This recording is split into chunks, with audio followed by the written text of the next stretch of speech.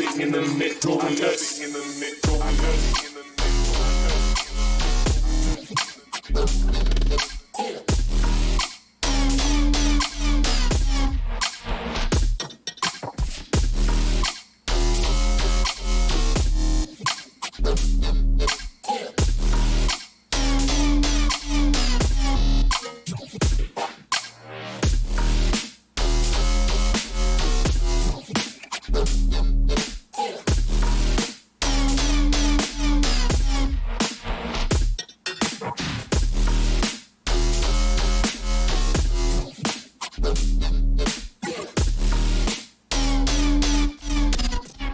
Yo, if you're new to the Rave Cave, basically what I'm doing is I got visuals on this side and I got music on this side, and I'm kind of doing both at the same time.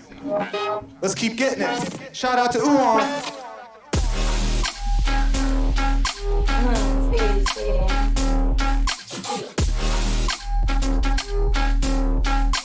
Happy day, lifetime. Happy day. You're rocking with your favorite friendly entertainer, stiggity motivator, with the vibes that are greater. And your Odyssey, aka Jenny B.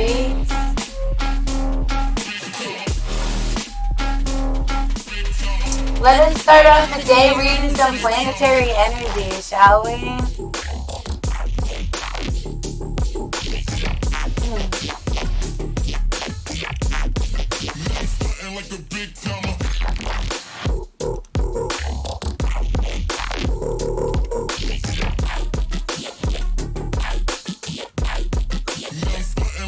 Controlled actions will help you achieve your dreams.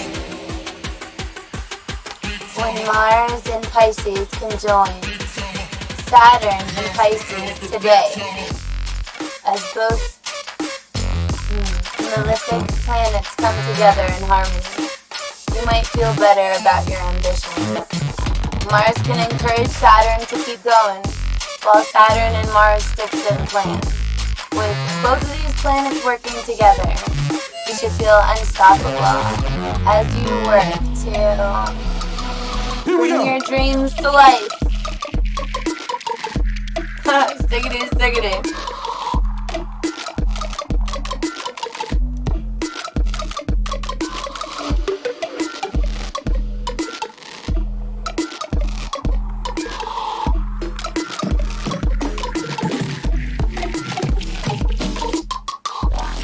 There's a lot to mention and a lot to talk about.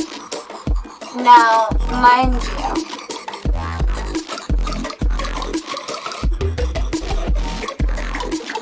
things and stuff and such.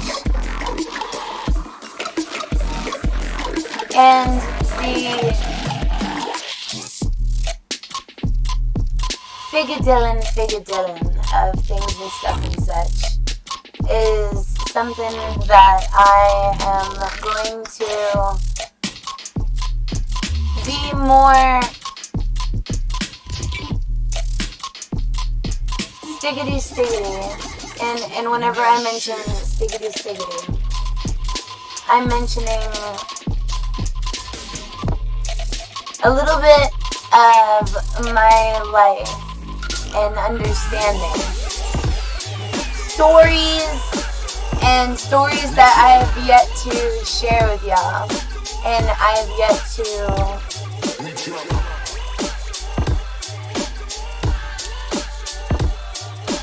mention and or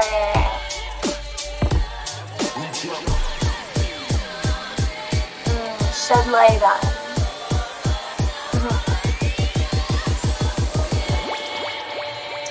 Any hoodles.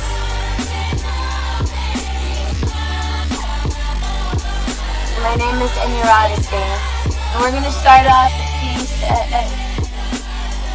stream by reading our daily bread and mentioning a Bible verse and maybe talking about the parallels between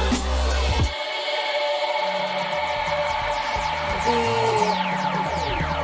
text and the perception and It's always beautiful to how come together. perception and action is very similar within the concepts of evolution and the concepts of society and who society is for you and who society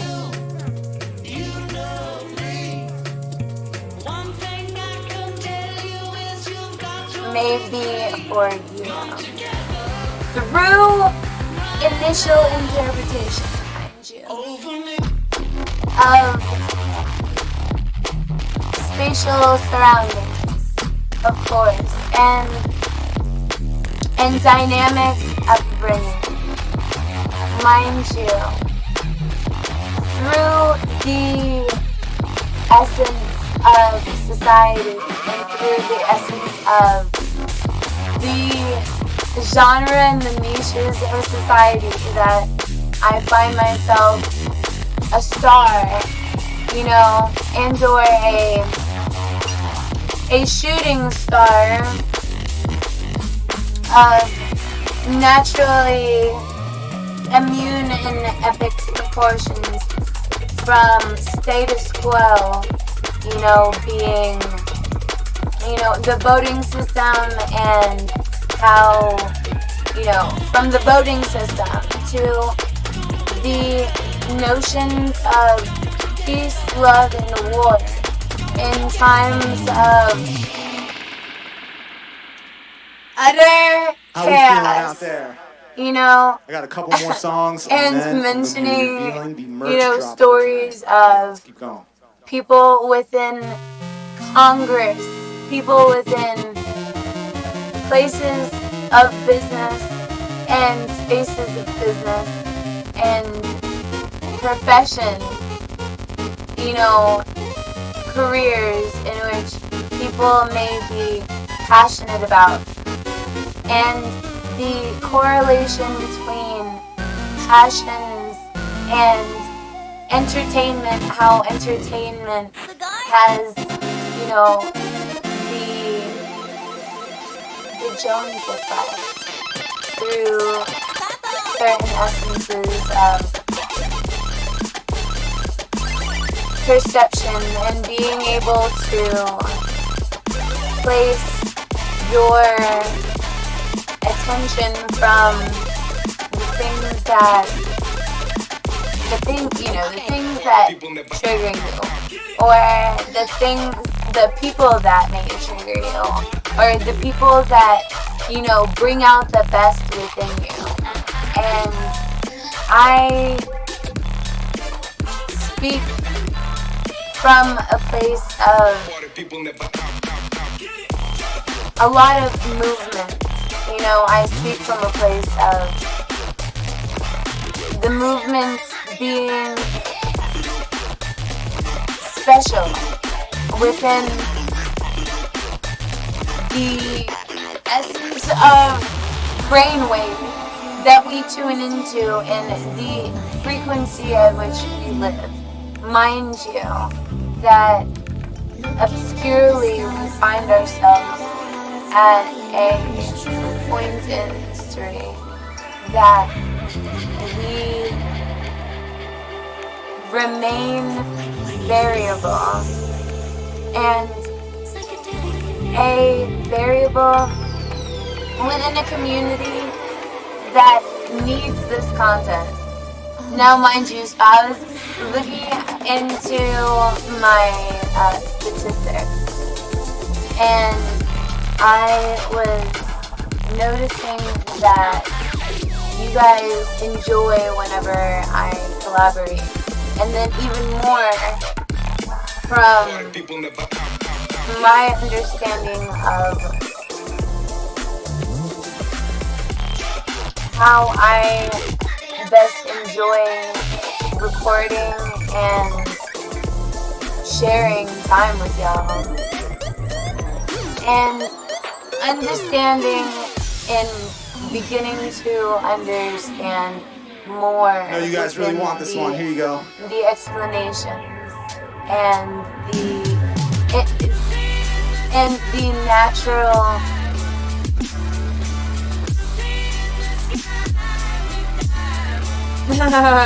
occurrences, you know, and a lot of the times less is more.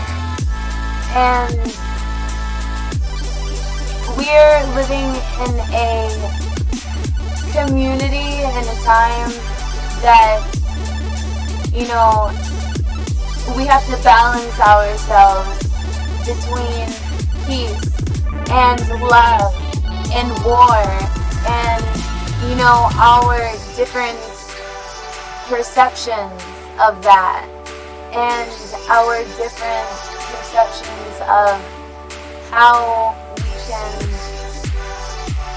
be amazing and be prideful in whom, what, where, you know, and I would say what, or maybe I would say what, where, I wouldn't say who.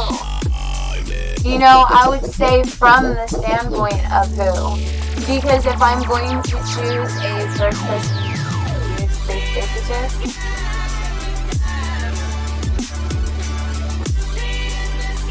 and I would choose to live my life through the perspective of an obscure yet epic perspective. And from epic perspectives and epic proportions, we come to the topics of religion.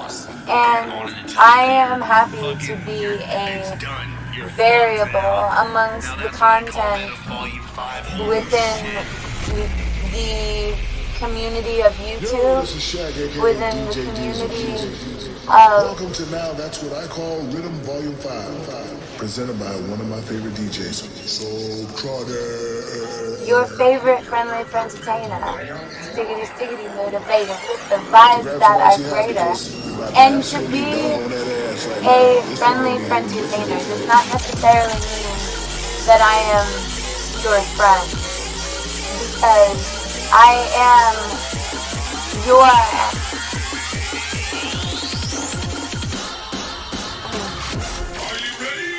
Chief Master Stiggity. And I do not have a very normal perspective of life, and I enjoy sharing instances, beyond instances, life notions and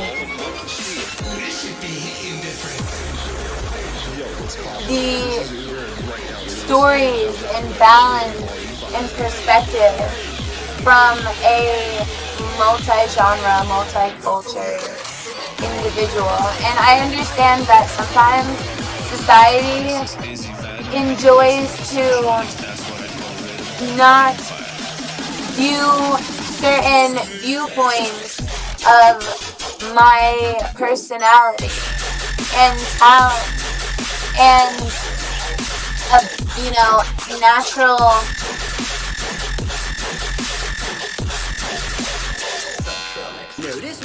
vibe and natural genius in certain aspects, from a perspective that was not viewing, me through your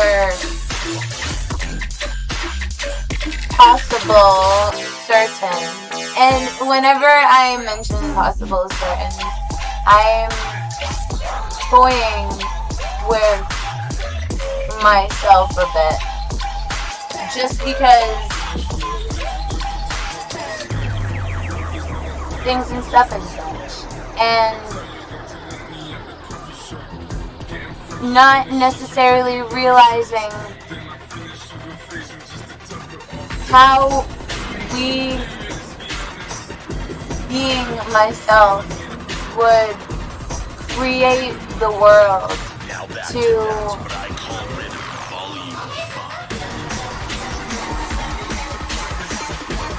exist within certain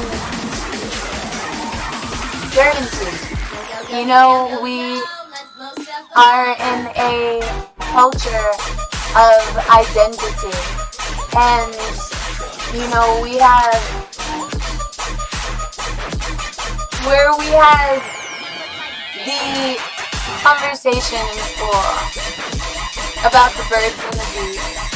You know, now we have the notions of identity. You can identify as, you know, he, she, they, them, and to exist as a he, she, they, them, there should be a podcast, a YouTube channel, a space within the internet that the existence of such divine personality and ancient existence. We all may be fragments of energy, and all of us are existing as almost as if we are polyps within a coral, and a coral meaning, you know, a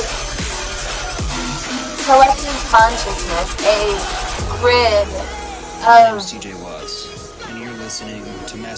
perfection within the spiritual realm. And we exist within this spiritual realm, in this 3D realm, and we have to balance ourselves between pride and between truth and righteousness, and beyond righteousness and beyond naturally becoming, you know, threatened by righteousness. We should not be threatened by righteousness. We should be inspired by righteousness. And I believe that we are inspired by righteousness. And the fact that righteousness may be in tandem and perfection with the truth and notions of reality, you know, through the existence of a single-celled organism, and how this is Chi. You're tuned into That's What I Call a single-cell organism may be still a part of a wider collective of existence. You know, now we speak of existence, and then we must question everything, and especially question everything that questions nothing. Rather, we should show, we should show, whenever I say respect, I really mean not in a morbid way. We have become so morbid outside of the space of, you know, my vibe, being sticky, being nostalgic. For years, I have been that person, and that's never changed about me. The perspective of nostalgia is coming from a single-celled organism seemingly as I am, hurled through the galaxy at the speed of light and beyond, and I exist within a space of The test will begin on the word start. not necessarily a test. Life is a test. Now, if I'm speaking from my perspective, that's my personal opinion. And I know that there are implications beyond and behind and through the notion of my name, my existence, and how I correlate with the world, the things, the places, the people that I admire, that I love, that I look to necessarily, and that I find peace that passes all seeming understanding. I find a parallel within the Holy Bible, the verse of 2 Corinthians 5:14-21. I don't have time for this. Now, I would never mention an end when I am passionately mentioning and I'm passionately being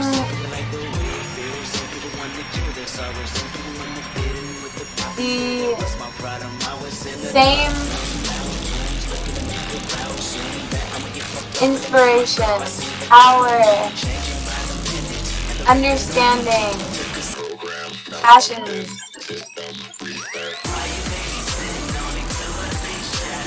Synchronistically, whether it is synchronistically, and whether, it's within divine, holy plan, and divine, holy data statistics. I would not say holy data statistics. I would mention that life is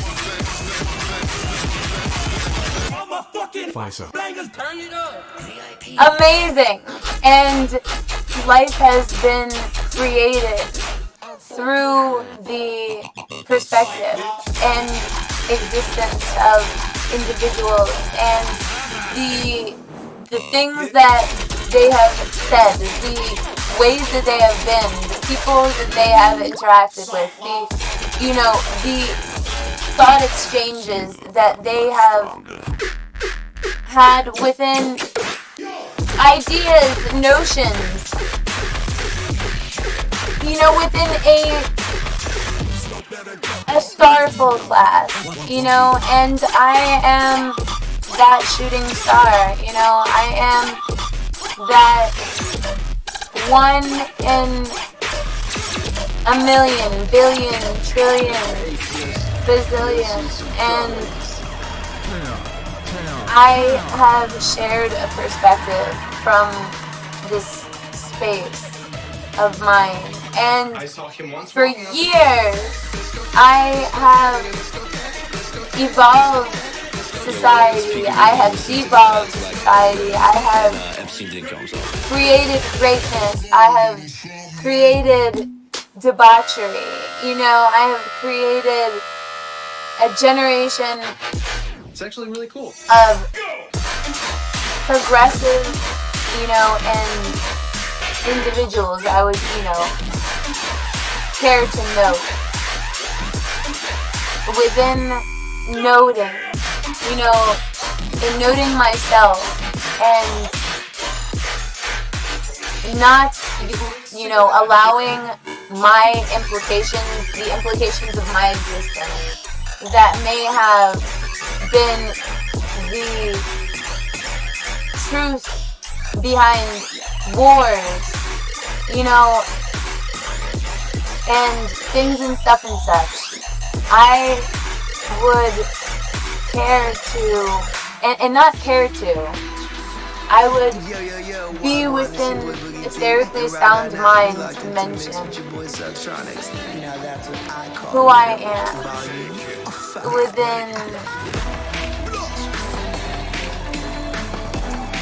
truth, reality, perception, and identity. How my identity has created me being grateful for myself and grateful for everything that I stand for, everything that I mention. And realizing that these are not wishes, these are sincere notions, and my wishes may, come across as sincere notions, and I may mention my sincere notions, and, for every perspective, there is not necessarily a repercussion, rather there is a representation. And the Bible has been a stark representation between the parallels I have found within life and within correlation. And the correlation between my instances of mistake, my instances of shaking the world up and, figuring out who I am and how I matter, and the implications of that my life matters, and the perception of life through the lens of racism. Mind you, these are lenses within society and within the narrative of life that I could remember as, an ancient soul in this body that resembles a teenager, a movie star, a singer, and I have the talent out of all of, those things within society. And mind I mention the perception of popularity through the lens of one perception. And mind you, I am not, afraid, I am not fearful in mentioning my truth within the essence of, I would not necessarily just say commonality. I would not just necessarily say, basic safety. Religiously within the essence of racism, and this is the thing. I am so special that I would never be ratioed, yet I allow the notion of ratio to be triggering to the population that I have granted the notion to have a dream. For that dream, there be wishes, maybe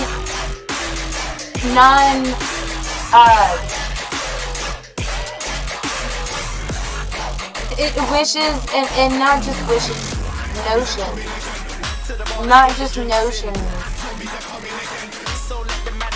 Lifestyle. Not just lifestyle. Religion. And if we were aware that there would be certain alignments, you know, those that have studied the stars and magic, you know, because one thing about myself is it's not that I feel as though I'm magic. I feel as though I am, you know, I have Presented by Subtronics, Cyclops Army, Drops with No Drums, Kendama, Sleep Deprivation, soul, and Brock Thornton's name, Beard. and I have fallen into my purpose. And rather, I, you know, turn down for what? And turn down rather the opposite of that, you know, because I have not realized that I have been such a success, because perception and perspective is about a bitch. And I mean that, and I don't mean that, Lord. That means from the most possibly gentle and sincere perspective. Now the parallel that we draw and the parallels that we find ourselves nostalgically inspired and energetically fulfilled. And as we are energetically fulfilled and we are, you know, in this space that may not be identifiable as far as recognition between that being everybody's truth. So let me begin to speak from the point and place within history, because with me every day is historic. Rather, if I don't realize it, that Trick shot. God works in mysterious ways. Now, as one of the more mysterious heroes, anti-heroes, I'm not exactly sure, though I do not mention though, and I am not a though.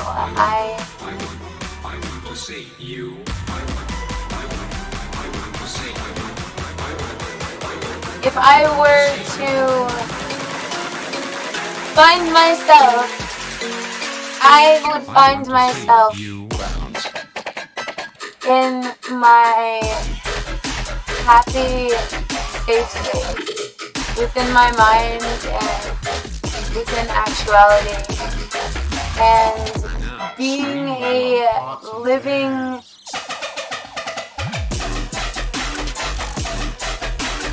identity of love and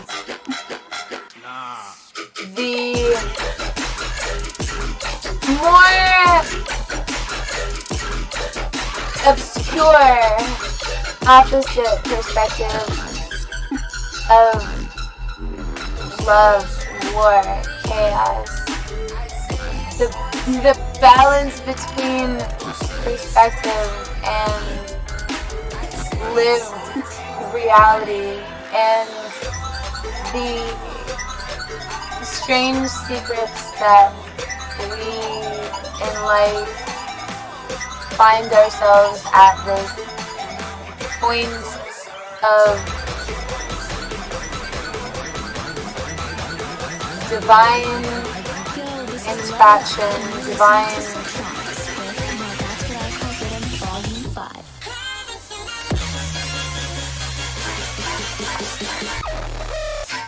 statistics. Statistically, things and such and such. And it's really not statistics, rather it's the fact that whenever you are existing within a space in your mind that brings you such comfort, and that is just from a imaginative perspective. And the imaginative perspective and reality, I find myself resembling the life of Jesus almost. And as to how he would, through every, and maybe not the life of Jesus, but the trials and the tribulations that we find ourselves inspired by, the stories within the Bible. And these are not morbid stories. This is the singularity. This is the, variable that balanced out the whole known world.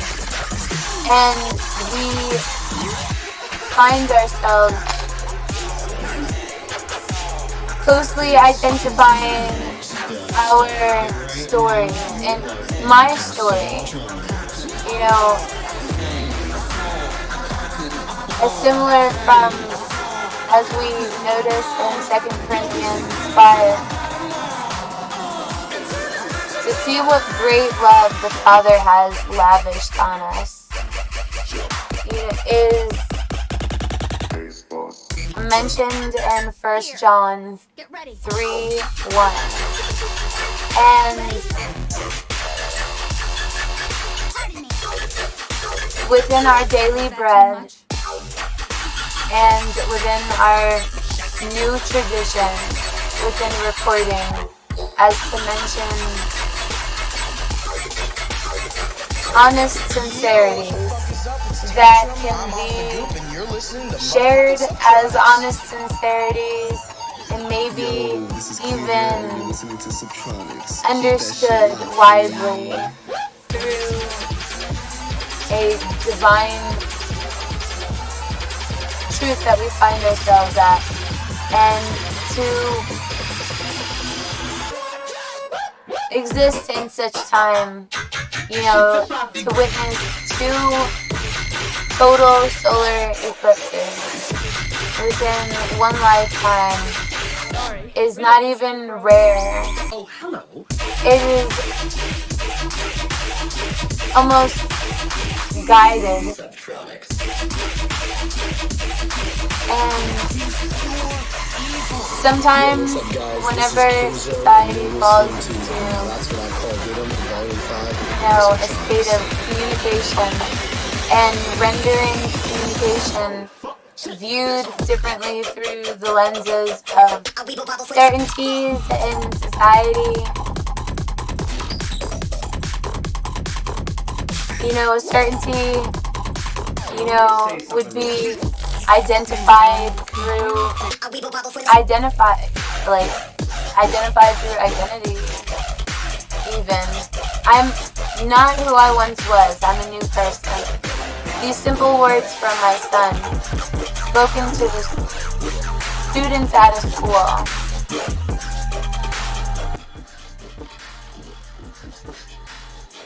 at a school assembly, describing the change God made in himself. Once addicted to heroin, Jeffrey previously saw himself through his sins and his mistakes. Now he sees himself as a child of God.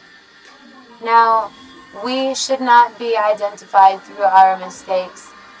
To be gay in certain cultures as far as bodies of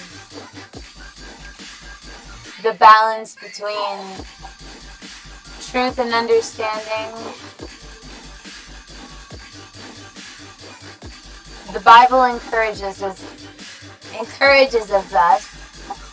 with this promise. And if anyone in Christ, the new creation has come. The old has gone, the new is here. And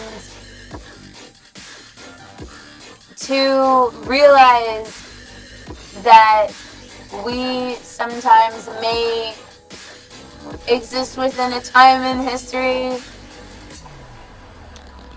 that resembles to an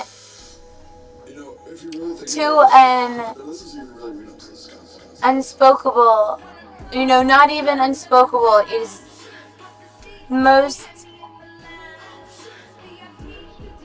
blessed time that we exist within, and how we can identify within this time and through the existence of certain individuals, and we can live through their struggles, through their perspectives, and it's not necessarily through their struggles, because the things in life that challenge us are necessarily the things in life that inspire us and trigger the best within the world, within society. And, even though their rhetoric within society may be a most dark and distraught reality, that's away from the truth and the existence of the life that bring forth this chaos, this perspective that we can literally live our lives through the perspective of individual from a divine place within time and circumstance, that we find ourselves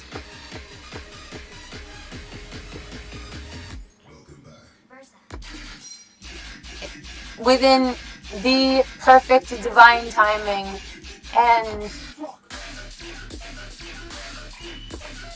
the most chaotic,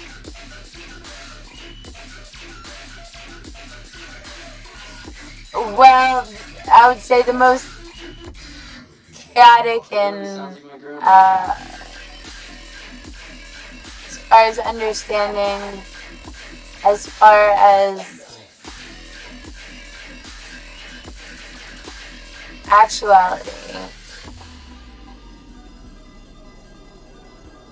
The Bible encourages us this promise. And a promise. Yo, hey, it is me. It is Subtronics this time. So don't rip this next song. Is echoed through. Don't fucking do it. Thank you, please. Thanks. If anyone is in Christ, the new creation has come. The old has gone, the new is here.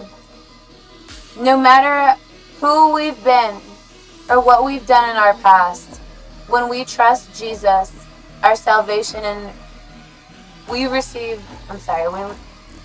when we trust Jesus, our salvation, and the receiving of forgiveness offered through his cross,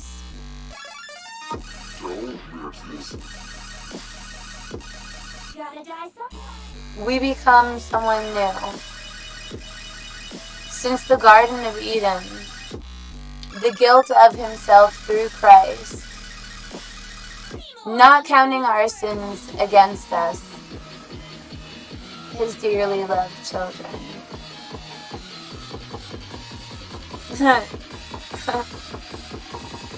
Jesus liberates us from sin.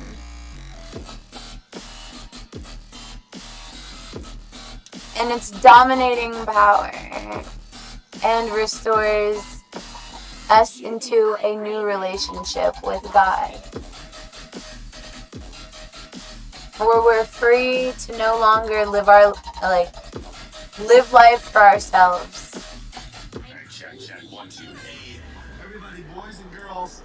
From him who died for us was raised again.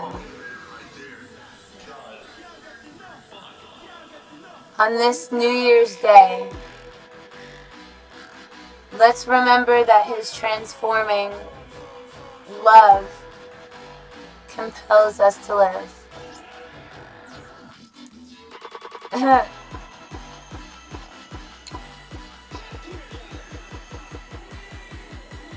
The one who can make them new people too.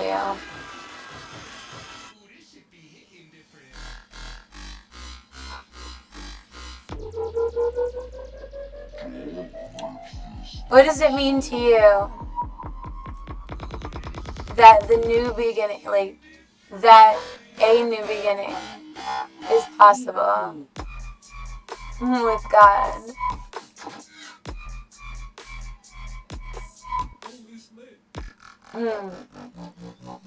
How can you live as his new creation?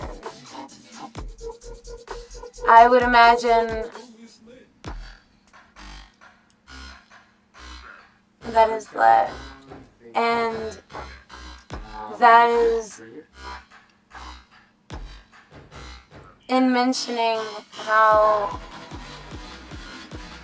sometimes through the small things, may be seemingly simple, are the most important and the most relevant within the most out of the world of circumstances.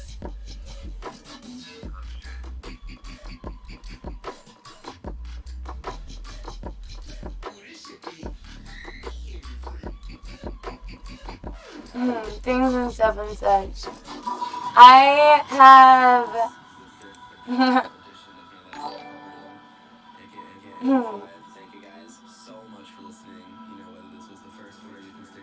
not recreated the spin wheel, though I have definitely created an instance of the commonality between my spin wheel without me editing the spin wheel. The spin wheel, it reads, what does it read?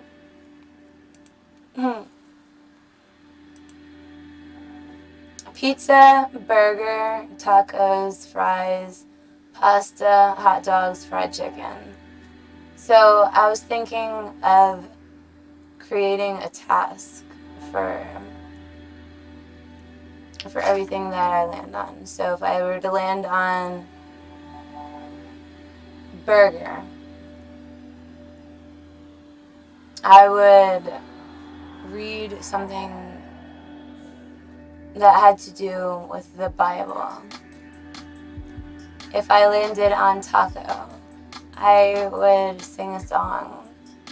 If I landed on pasta, I would respond to a chat that it be a lo-fi chat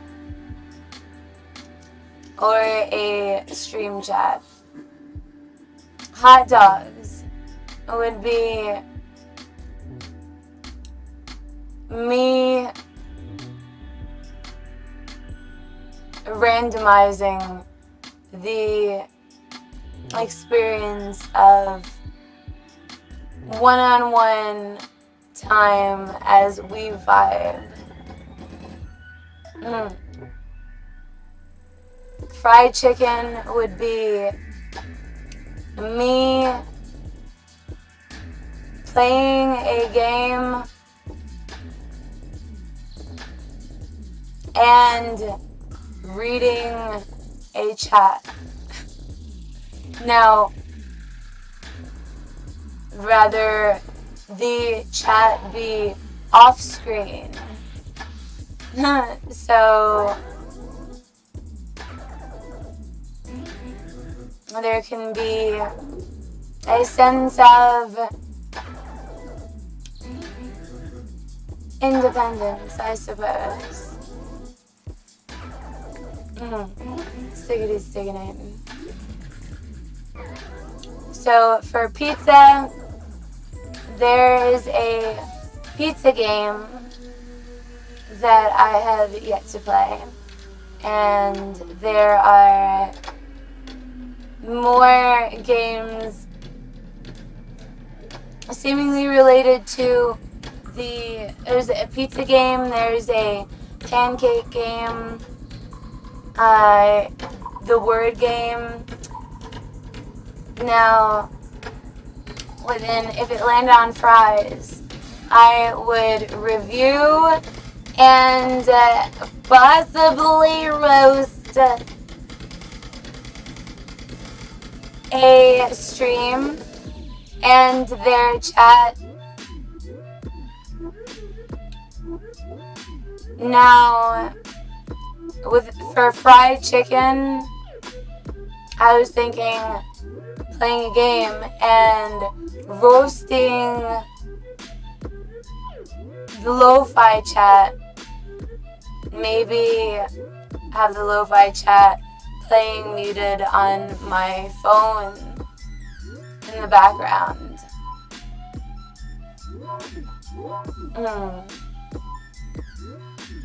Now, mentioning the culture that I find us existing within. The culture that I find us existing within is the most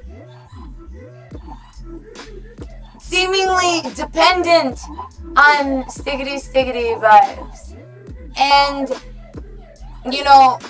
don't tell me that, freaking lie to me. No, I'm just kidding. Don't lie to me. I am appreciative of how I have built and rebuilt from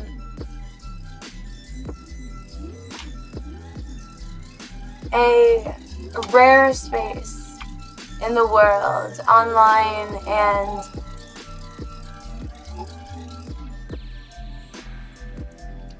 within reality, within correlation to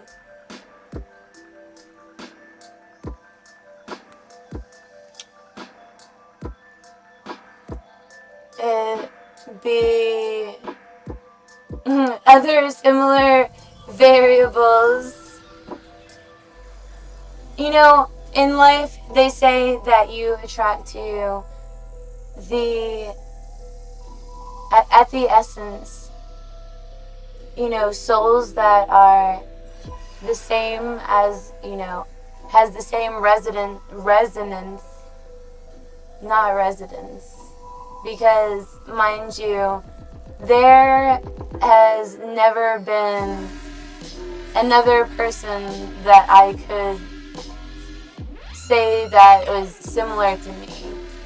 And if I found one person that, maybe exactly similar to me and have, an opposite upbringing or opposite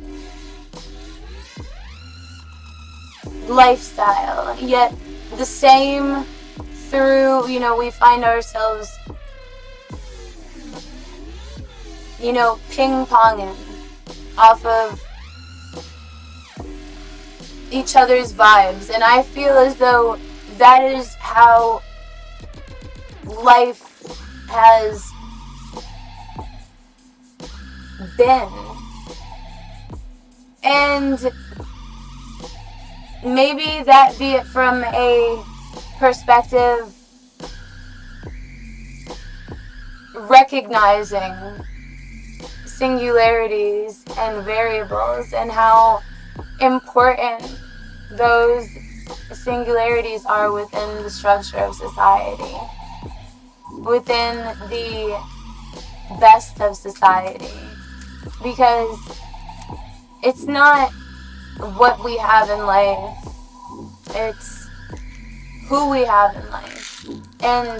And it doesn't have to be necessarily physically, because it could be physically, as far as I can hug you and we are,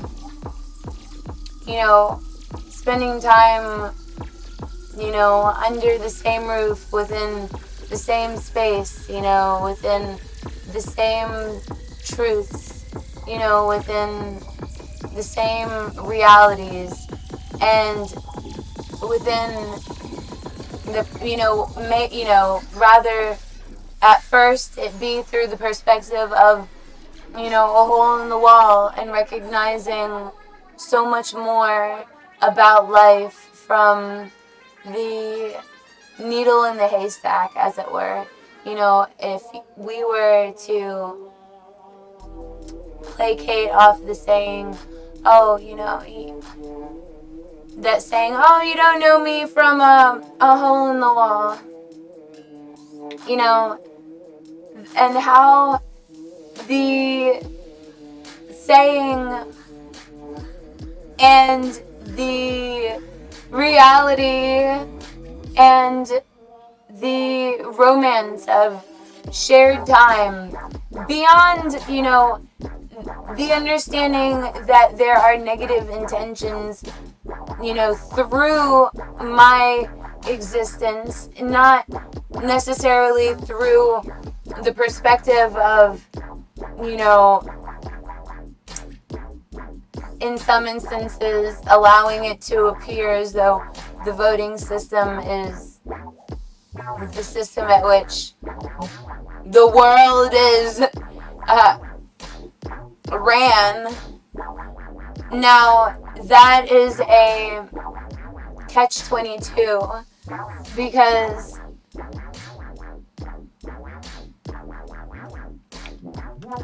I'm a whole double-edged sword. If you already knew that, and you've loved and accepted me, my content, and everything about who I am, and that means as much to you as the certainty of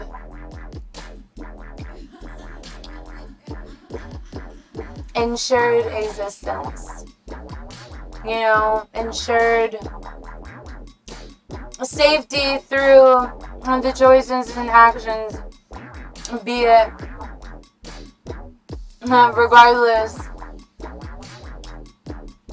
of how society thinks or feels about who we choose to love, how we choose to exude dominance, and not utilizing love and dominance, rather the balance between making love and, not making it through a place, not promoting war. Though, in full recognition of how morbid the world views the certainties that may have been a part of this society that I am so deeply ingrained. Simulations, you are probably inside a simulation. Ingrained within my version of the simulation.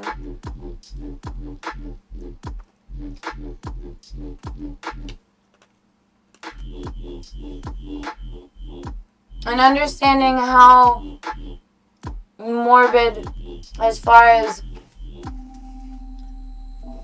the relevance to, the essence of death, the essence of destruction, the essence of things and stuff and such. And I am grateful as to who I am and how my country chooses to run policies, and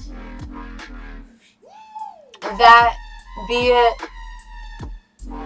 about a bitch, and how that bitch can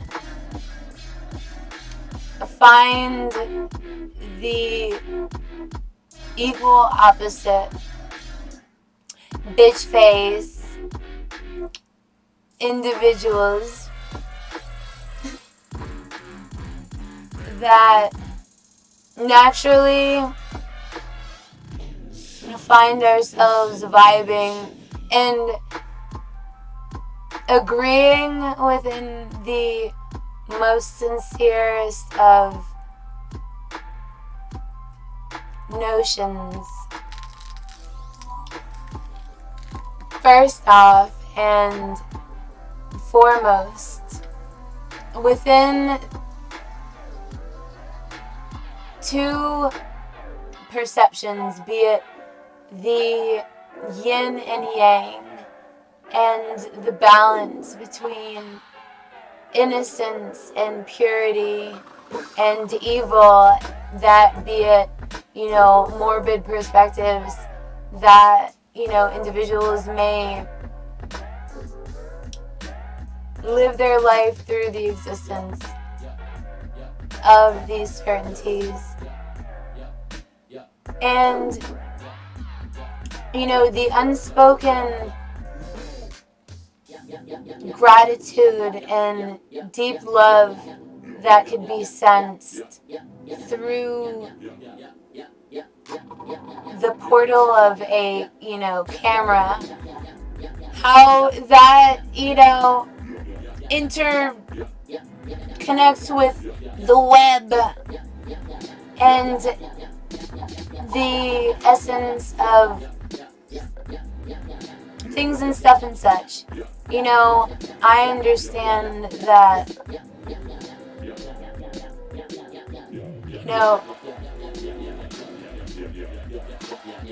keep it close to the notion of death and destruction and all that stuff and things. The opposite is true. And I'm not a yes man.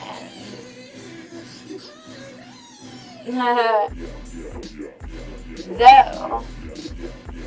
There is a though. Though.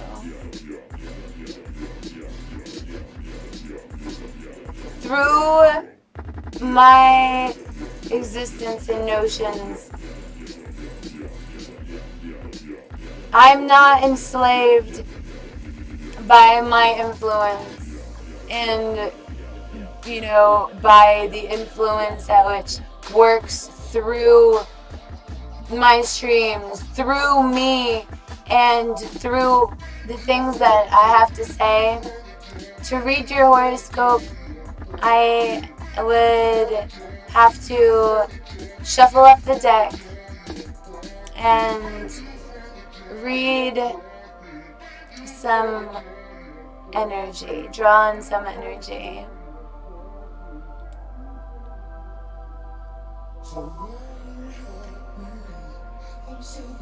I'm drinking coffee out of I need to stir it up. I'm drinking coffee out of a a ball mason jar.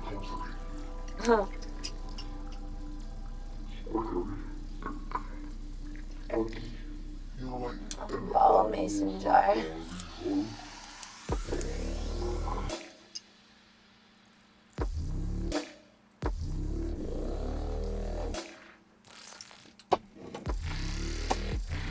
And as I was enjoying the essence of talking about the Bible,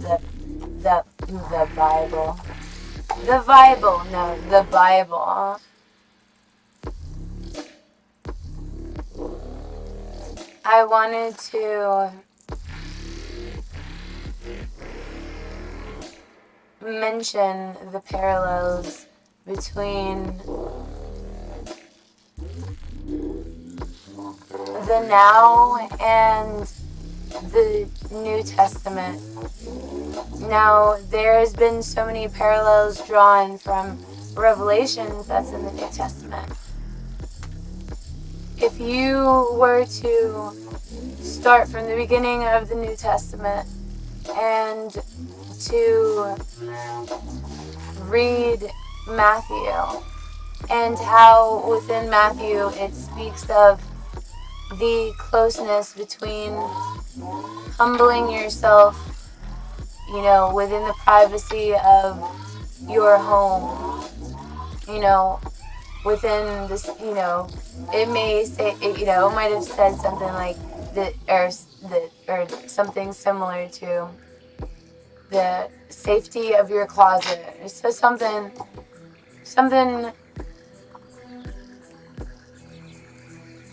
stiggity, having to do with the connection of God being in a presence that is known through feeling, and feeling, be it intuition, a mixture of intuition, trust, passion, compassion, the most sacred and divine of feelings, within the universe that create a magnetic attraction that sustains through time, space, challenge, and perception, because that may be one of the biggest challenges, through the notion of a prideful mind. We must be proud of the things that are true to us in life. And if you have a love that is out of this world, unexplainable, and yet true to you through the essence of intuition and balance between intuition and pattern, be it the pattern that resonates with your truth, and recognizing the patterns in history that that resonated with the existence of a singular individual's truth, creating deeper resonance of ties and connection to the history of,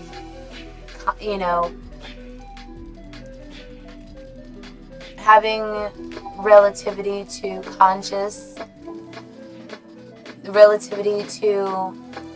the relationship between conscious and the real world, be it that, a mixture of the things that we feel, and how we view, operate within, and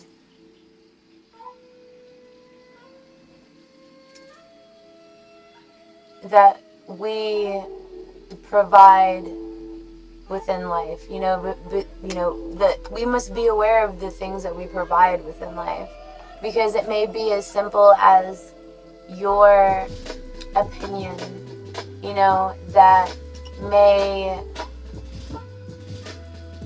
have the strength to make people's days happier, or create understanding, or create a resonance of mystery, and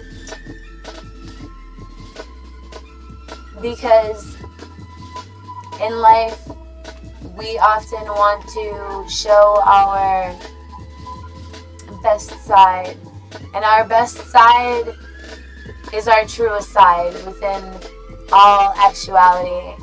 And if that's not how you view life, then you're not at that place within life that you have control over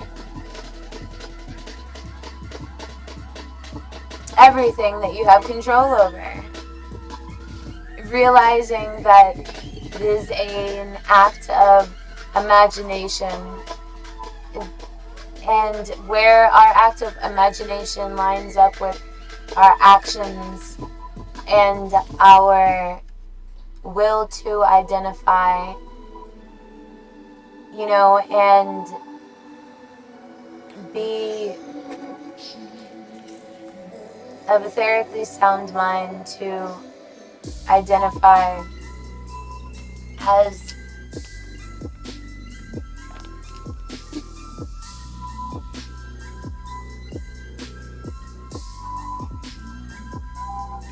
away from the implications of your existence, and to have the free will of choice in, of soul resonance, to choose to love and be inspired by the people, places, things that you find to be your truth, and how you may find challenges within your truth, and how navigating your challenges from a place of not knowing how to ask, rather being the individual that runs things without realizing it. That being an individual that that has impact, and it's not that they don't realize, rather they are irresponsible with being politically correct, not being politically correct, being a whole situation.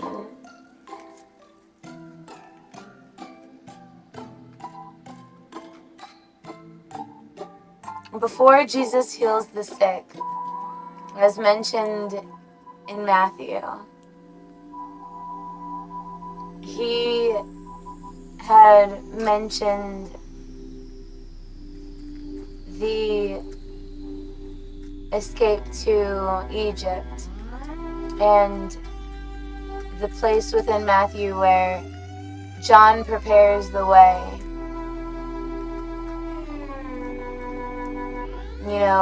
The temptations of Jesus, and how that could be aligned with mistakes along the journey of life that have been perceived through the judgment of those around, the honest witness. And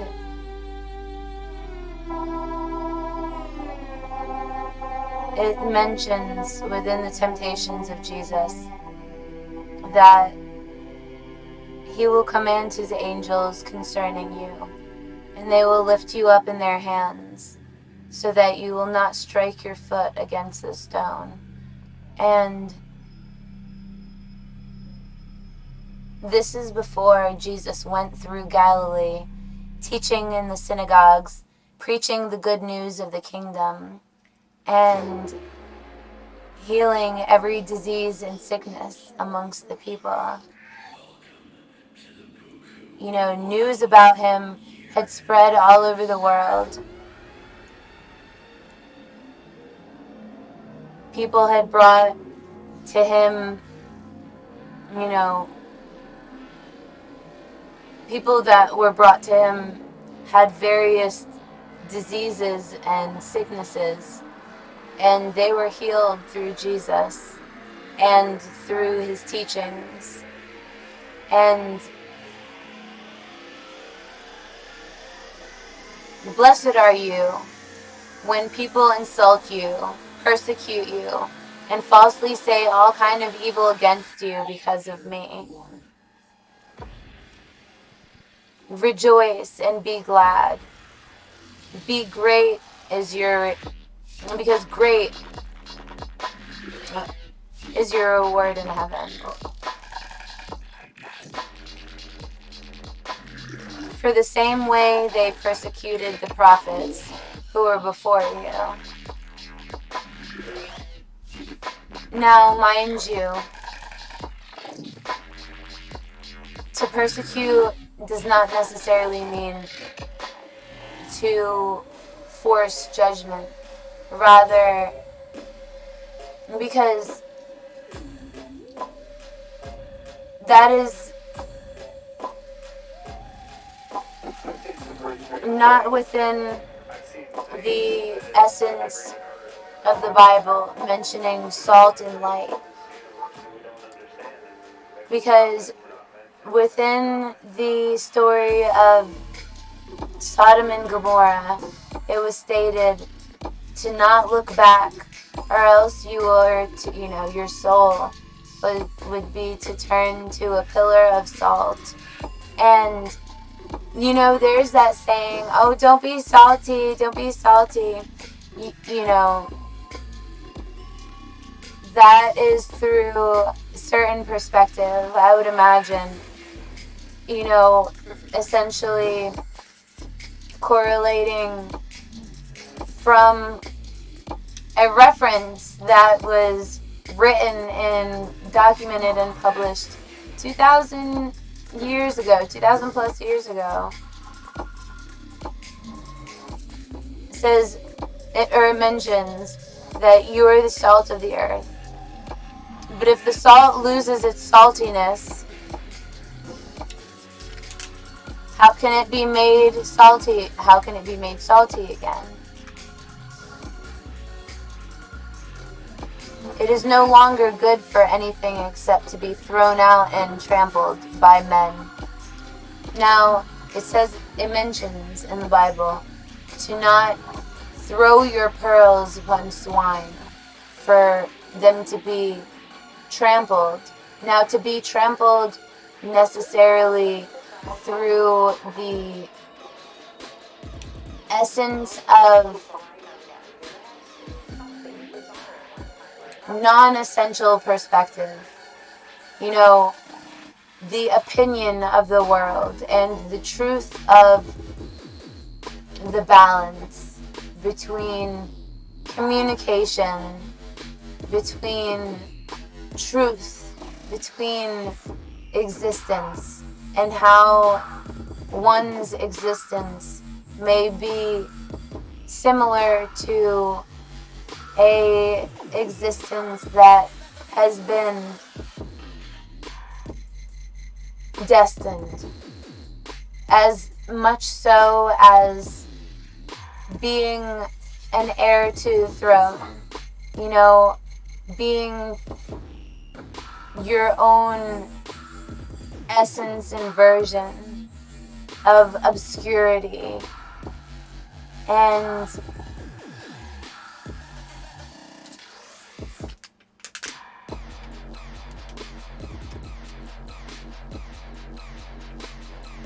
how I have essentially been giving to the needy for these years that I've been sharing.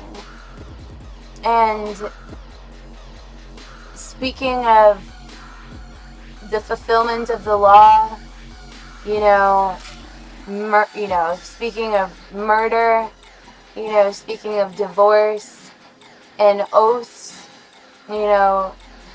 mentioning an eye for an eye, and having love for enemies, and how that could be judged as a mistake, not realizing that essentially to give to the needy, the balance between understanding prayer and essentially prayer's effect within a society, and a society that is fasting naturally because they recognize the treasures in heaven.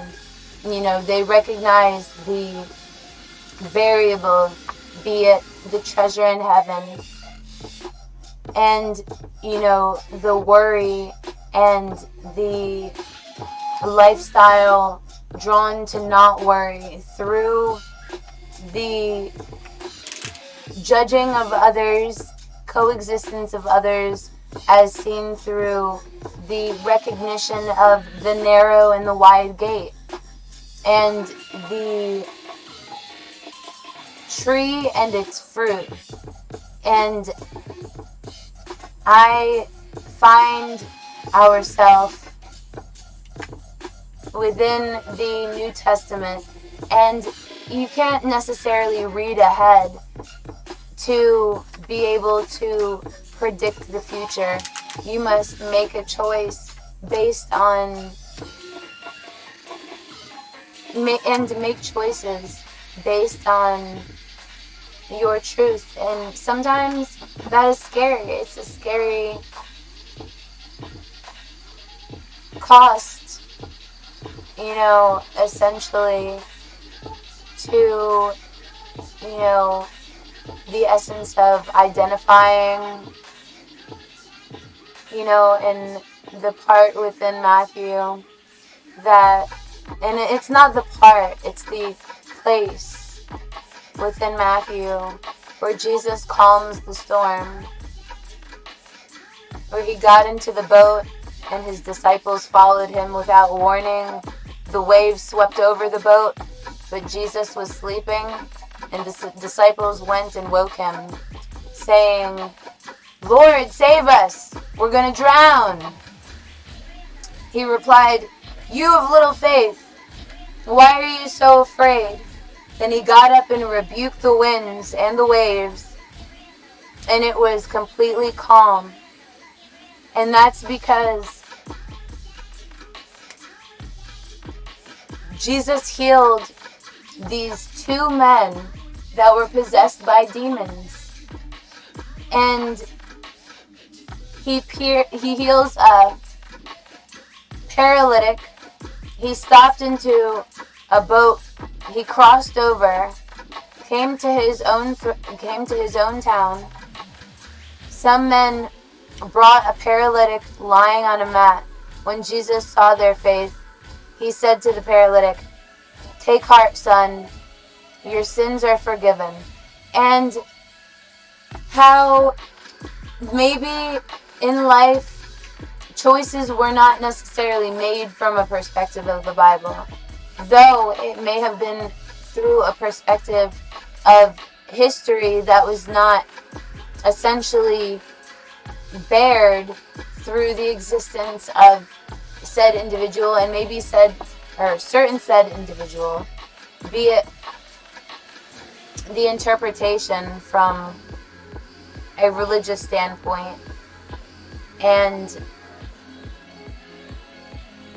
knowing their thoughts, Jesus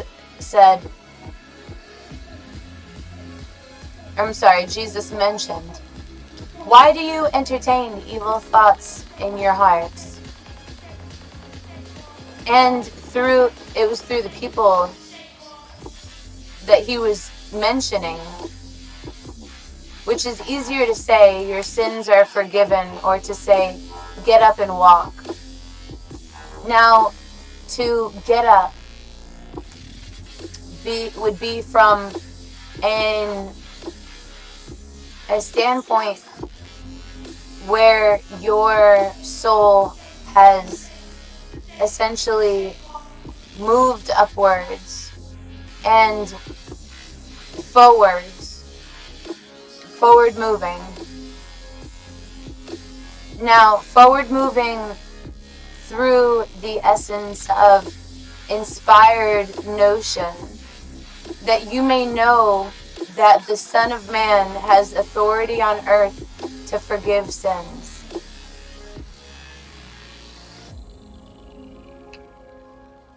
And to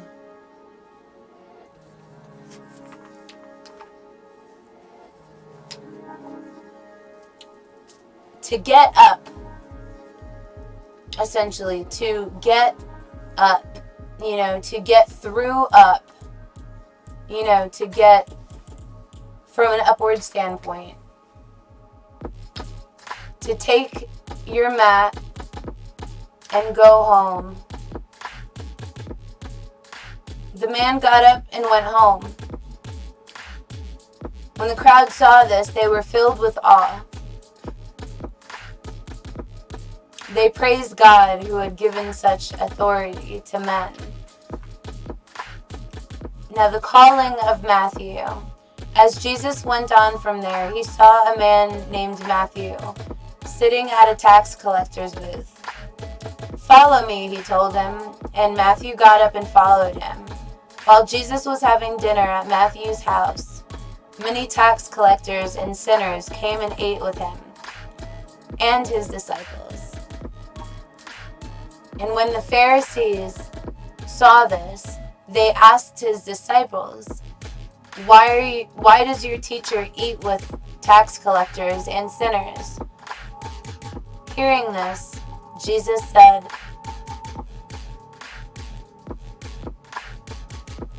"It's not the healthy who need a doctor, but the sick. But go and learn what this means. I desire mercy, not sacrifice." And to learn that this means that I desire mercy, not sacrifice. For I have not come to call the righteous, but sinners. Jesus was questioned about fasting. And John's disciples came and asked him, "How is it that we and the Pharisees fast, but your disciples do not fast?" And Jesus answered, "How can the guests of the bridegroom mourn while he was with them? The time will come when the bridegroom will be taken from them and they will fast." Now, to not necessarily be taken from, I would note from the point, period, where no one sews a patch of unshrunk cloth to an old garment. For the patch will pull away from the garment, making the tear worse. Now, realizing that they were fasting from the essence of amazingness that comes with the essence of escape that is felt through the truth in the simple notion of just sharing space and time with an individual that you admire and whose space and time brings the essence of happiness. No matter their background, no matter the way they look, no matter the way that they, sound, smell, eat, drink, practice religion, or practice, a essence of duty that brings happiness, or an essence of duty that brings the identity of work,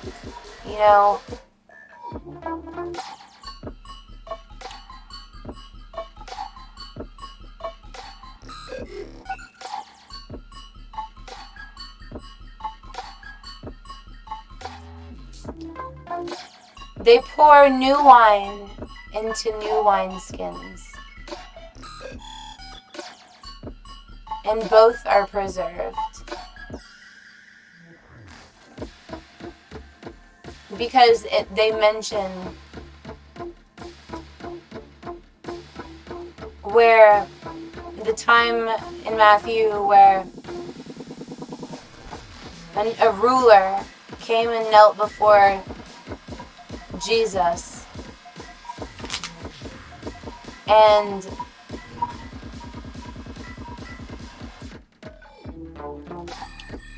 the woman had been bleeding for 12 years.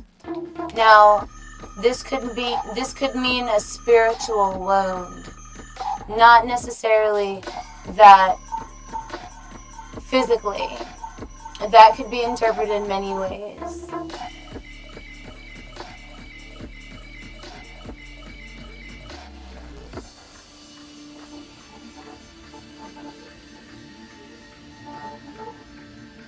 And they mentioned that the girl was not dead, she was asleep. And there had been a crowd outside that had laughed. He went in, took the girl by the hand, and she got up. The news of this spread through all of that region. And this is the same part within the Bible that Jesus heals the blind and mute. And Jesus went on from there. 2 blind men followed him, calling out, "Have mercy on us, Son of David." When he had gone indoors, blind men came to him, and he asked them, "Do you believe that I am able to do this?" "Yes, Lord," they replied. They touched their eyes and said, "According to your faith, will it be done to you?" And their sight was restored. Jesus warned about them sternly. Said, "See that no one knows about this." But they went out and spread the news about him all over that region. While they were going out, a man who was demon-possessed and could not talk, he was brought to Jesus. And a demon was driven out of the man that was mute and could not speak. He couldn't have spoke. Jesus drew out the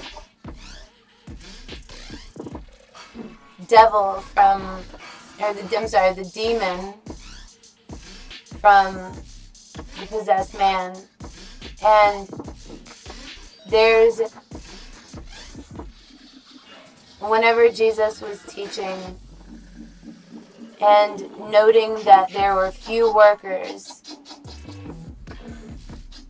there was such a relationship between my perspective and the perspective of Jesus's journeys and stories that were shared with Matthew, and that was written in Matthew. In them is the fulfilled prophecy of Isaiah. You will be ever hearing but never understanding. You will be ever seeing but never perceiving. Mind you, so for this people's hearts has become calloused. They hardly hear with their ears. They have closed their eyes. Otherwise, they might see with their eyes, hear with their ears, understand with their hearts, and trust I would heal them. Blessed are your eyes because they see, and your ears because they hear.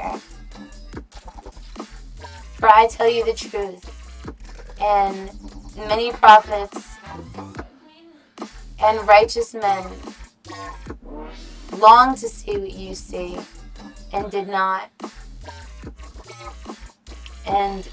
hear it. So listen then to what the parables of the sower means. When anyone hears the message about the kingdom and does not understand it, the evil one comes out and snatches away what is sown in his heart. This is the seed sown along the path. The one who receives the seed that fell on rocky places is the man who hears the word, at once receives it with joy. Since he has no root, lasts a short time. Now, whenever the trouble or persecution comes because of the word, he quickly falls away. The one who receives the seed that fell among the thorns is the man who hears the word, but the worries of his life and the deceitfulness of wealth choke it, making it unfruitful.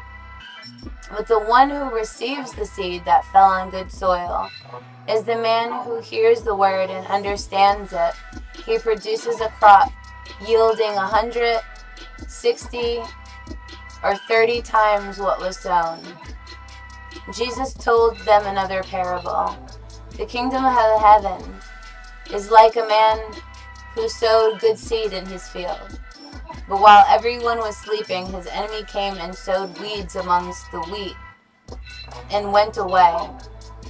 When the wheat sprouted and formed heads, the weeds also appeared. The owner's servants came to him and said, "Sir, didn't you sow good seed in your field? Where did the weeds come from? An enemy did this," he replied. The servants asked him, "Do you want us to go and pull them up?" "No," he answered, "because while you are pulling the weeds, you may root up the wheat with them. Let both grow together until the harvest. At the time I will tell the harvesters, first collect the weeds and tie them in bundles to be burned. Then gather the wheat and bring it to my barn." And then there's the parable of having the faith of a mustard seed, and how less is more, and how the faith of one, the faith of two, has the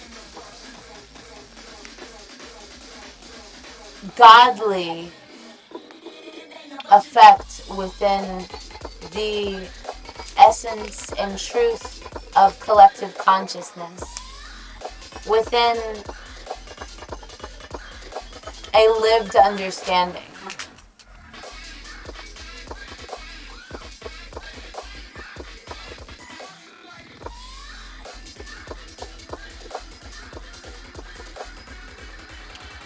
At the time, Herod, the Tetrarch, heard about the reports about Jesus, and said to his attendants that this is John the Baptist. He has risen from the dead, that this is why miraculous powers are at work in him.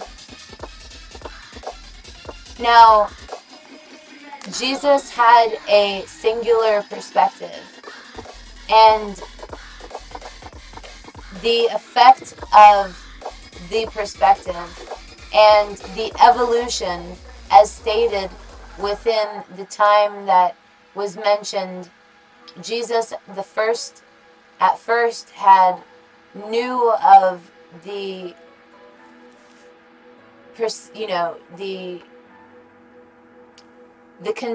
conception of death within a societal standpoint. He had noted that his return would be recognized and mentioned in the sun, the moon, and the stars, and that the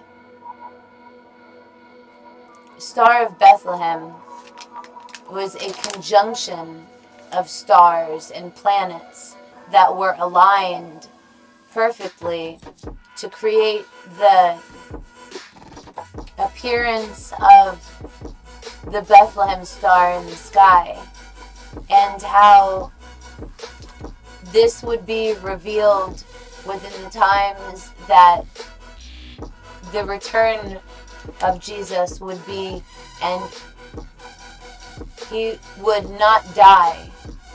He would rule with a rod of iron. I would imagine, though, that there would be the initial societal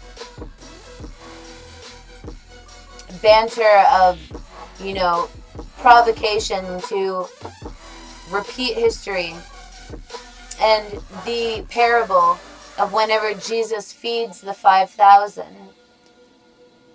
Whenever Jesus heard what had happened, he withdrew by boat privately to a solitary place.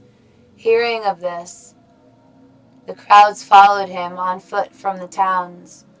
When Jesus landed and saw a large crowd, he had compassion on them and healed their sick. As evening approached and the disciples came to him and said, "This is a remote place and it's already getting late. Send the crowds away so that they can go to the villages and buy themselves some food." Jesus replied, "They do not need to go away. You give them something to eat." And we have here only 5 loaves of bread and 2 fish, they answered. "Bring them here to me," he said.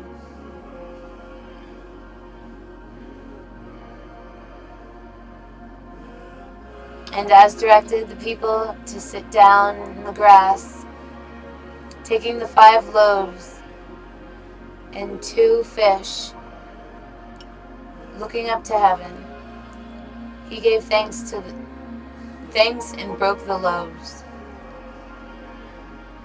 He gave them to the people, and the people were satisfied.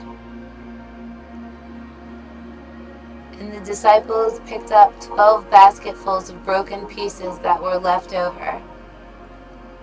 The number of those who ate was about 5,000 men, besides women and children. And so Jesus walks on water. The parable of the time that Jesus walked on water and cleans the unclean.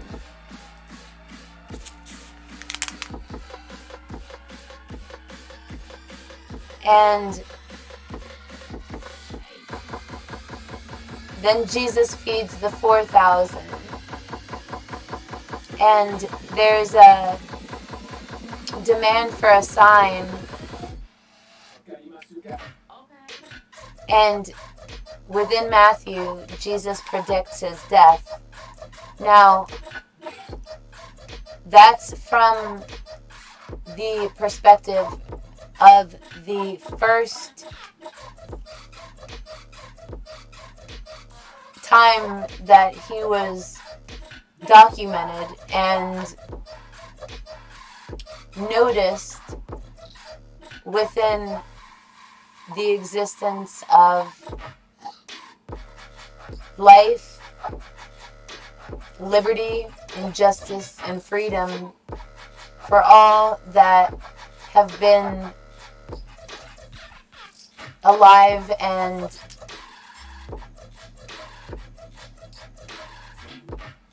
aware within the times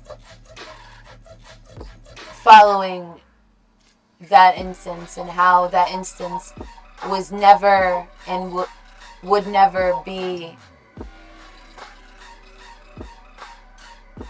relived, and that would never be forgotten. Therefore, the history that we make is towards a natural occurrence of what society may be fixated on, that be it the morbid things within life, and how that there may have been morbid implications through the essence of the life of Jesus Christ, hence the Crusaders and the Crusades. So, and the wars that were fought, within the precious name of Jesus, the precious existence of Jesus, and the preserved notion of Jesus. Now, if we were to find a parallel between the existence of Jesus and the existence of,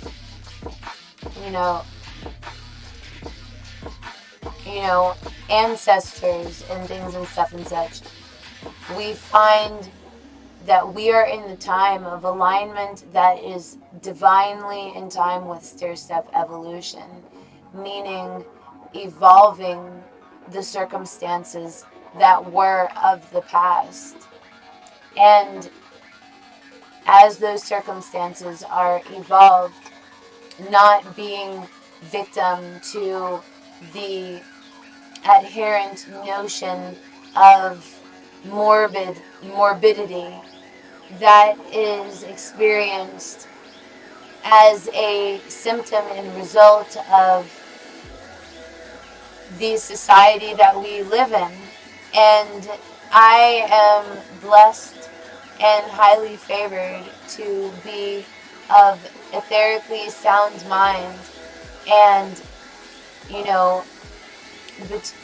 a grace, merciful, and favored position in truth within the existence, of myself in my country, in my states and things and stuff and such, and how the security of social society has been strongly held through the notion of my actions and choices, be it parallel tandem with the social structure and law structures within society, right in tandem, and how that is cleaning the unclean through the not just known existence, the known miracle, and how within a demand for a sign, miracles began to become apparent to, adherently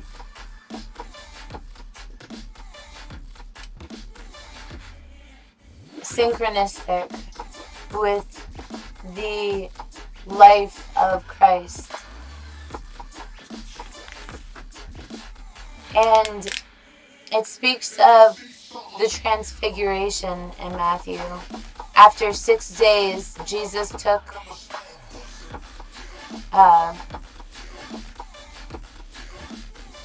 he showed his face shone like the sun. His clothes became as white as the light. Just then there appeared before them Moses and Elijah talking with Jesus. Peter said to Jesus, "Lord, it is good for us to be here. If you wish, I will put up 3 shelters, one for you, one for Moses, and one for Elijah." And while he was still speaking, a bright cloud enveloped them, and a voice from the cloud said, "This is my son, whom I love most. With him I am well pleased. Listen to him." When the disciples heard this, they fell face down to the ground, terrified. But Jesus came down and touched them. "Get up," he said. "Don't be afraid." They looked up as they saw no one except Jesus. And as they were coming down the mountain, Jesus instructed them, "Don't tell anyone what you have seen until the Son of Man has been raised up from the dead." The disciples asked him, "Why then do the teachers of the law say that Elijah must come first?" Jesus replied, "To be sure, Elijah comes and will restore all things. But I tell you, Elijah has already come, and they did not recognize him, but have done to him everything they wished. In the same way, the Son of Man is going to suffer at their hands." Now, my interpretation is that, almost from the perspective of somebody that loves you and you don't realize that they exist, and then you realize that they exist and you love that person, and that person may have doubt within their heart that your love is sincere and that your love is true, based on it says going to suffer at their hands, suffering at the thought of not being forever with the person that you love. No matter what kind of love, the unconditional kind of love that despite suffering that may be invoked by the mannerisms of a person that you love. Then the disciples understood that he was talking to them about John the Baptist. And to mention that when they came to the crowd, a man approached Jesus and knelt before him. "Lord, have mercy on my son," he said.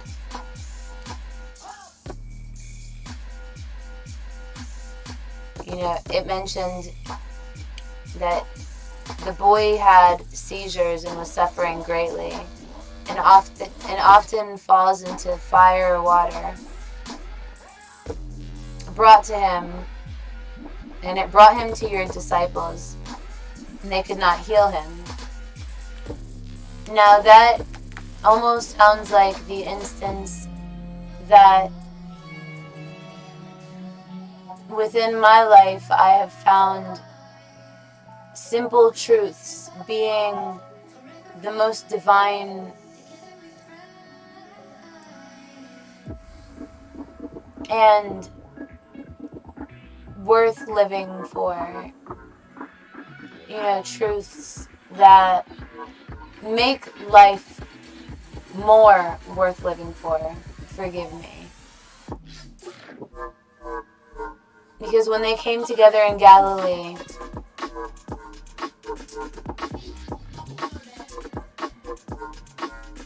it spoke of the Son of Man is going to be betrayed into the hands of men. And that made me recognize that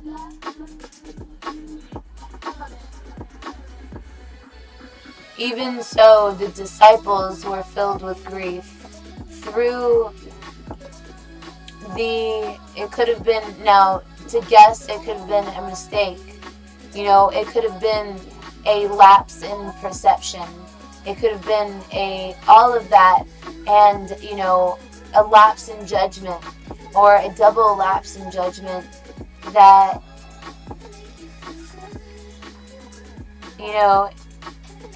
is the story of when Jesus healed the boy with the demon. So,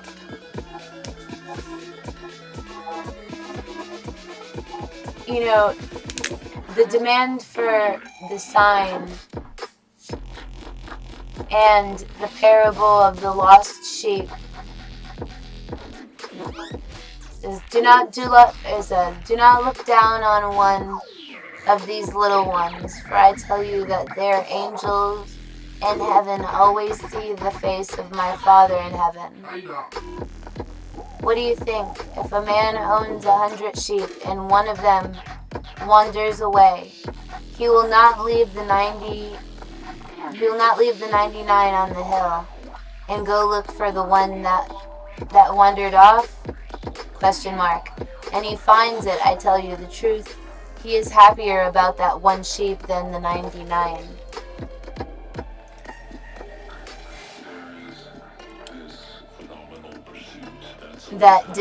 He's happier about that one sheep than the 99 that didn't wander off.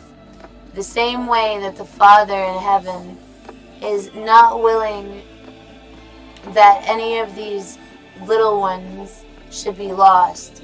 Mind you,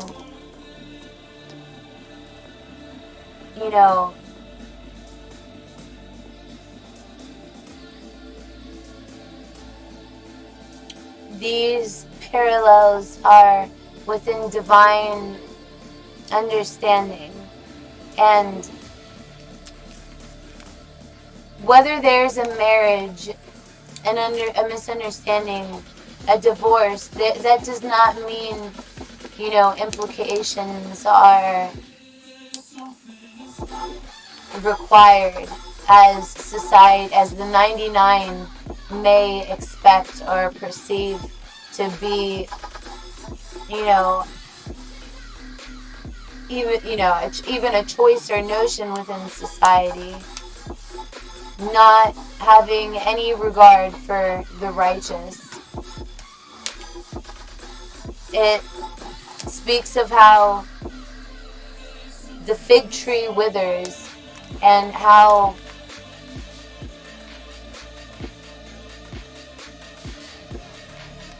it mentions the hungry and how in those times,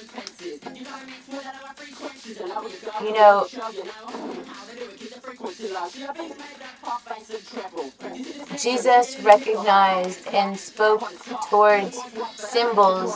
Now, if I were to piece my life together with the similarities of Jesus Christ and have listened to my episodes, and implied synchronicities would be that, age 33 would be, Jesus lived to 33. And within those 3 years, Jesus made himself known to the whole known world, and the whole known world before then had lived, towards the precepts that were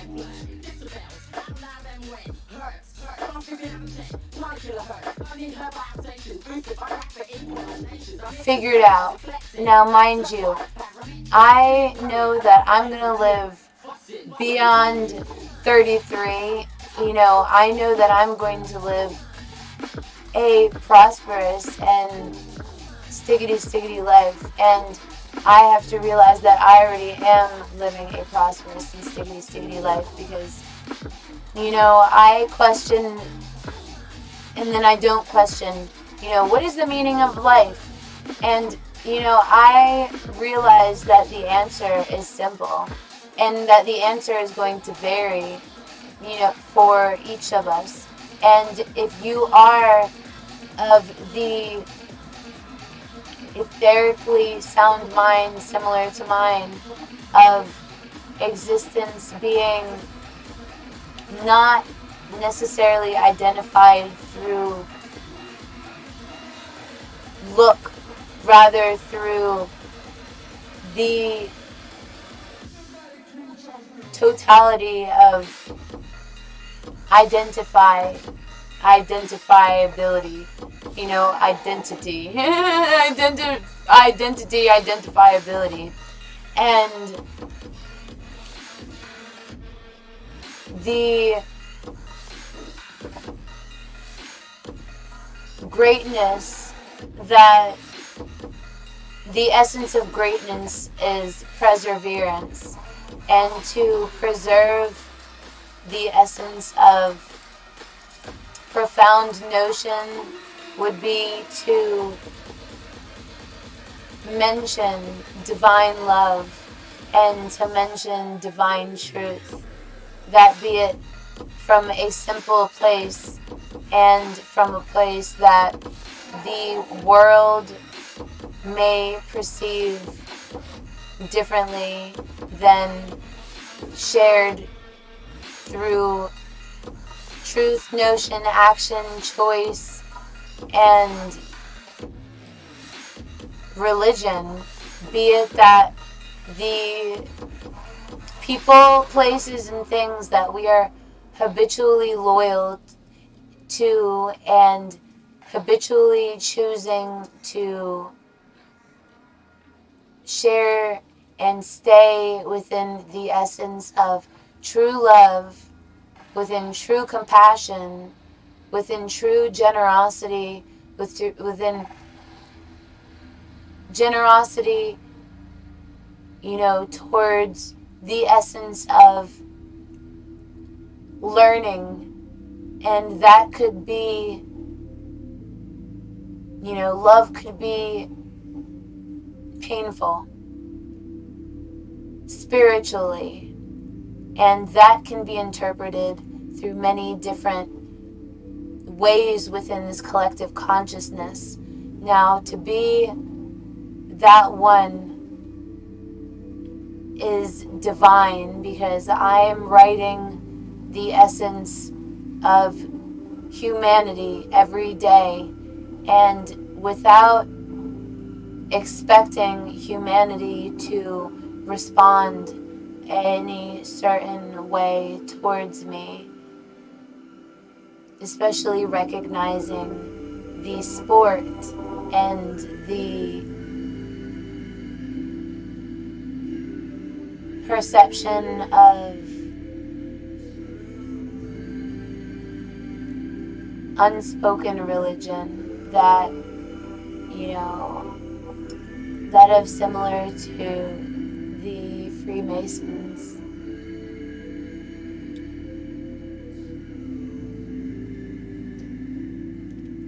And how they would have parties that they would invite the public to enjoy the company of obscure, special, chosen individuals. Now, to be chosen is the same essence as to be born into royalty, through the perspective of knowing that it is society's job to serve and to serve you. And as society, of the perspective of royalty and how I resonate with that essence of royalty, because I too am viewed somewhat within the notion and truth and essence of royalty through the gazing of the stars, and that being that I wrote a song that is very much has become and has been, interpreted as, such a truth. It says the stars, they love to, they love to glare, they love to stare. They don't share the love that we share, though we don't know that we share the love that we share, because it is, because the stars, fell from the sky through the choices that they made, though their reality was still that of the notion of their observing the shared love, and their choices and their choice to view it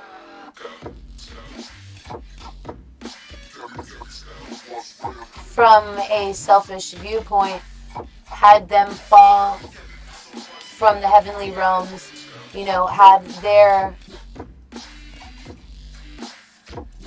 validity, be it that of, something in the 3D, something that is very basically measured through the essence of physicality, and how physicality does not make up not even 1% of our collective reality. So that reflects on the essence of the story of Shallow Hal, because Shallow Hal, he had trouble with his self, be it, happiness, the relation of happiness and the essence of paradise, being the closest thing to happiness that you can find. And that could be through a truth, a notion, the existence of a personality, or, the existence of an individual that you can find solace in relating to, and just through the essence of their truth and how that may coagulate with your truth, and how building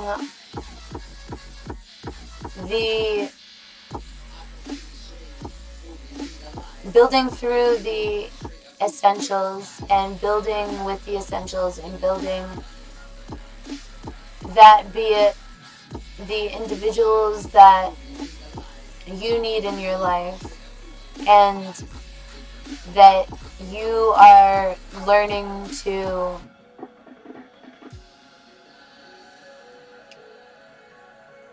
grow with. No, in a healthy way. Of course, shaping and ensuring the politics of everything that is definitely real and worth following and emulating within society. That be it the connection to the small yet huge, massively huge. And when I say massively huge, I don't even think massively huge doesn't even speak to the essence of healing and the essence of truth found within the notion of existence, and how society has identified through the singular variable perspective within society for eons,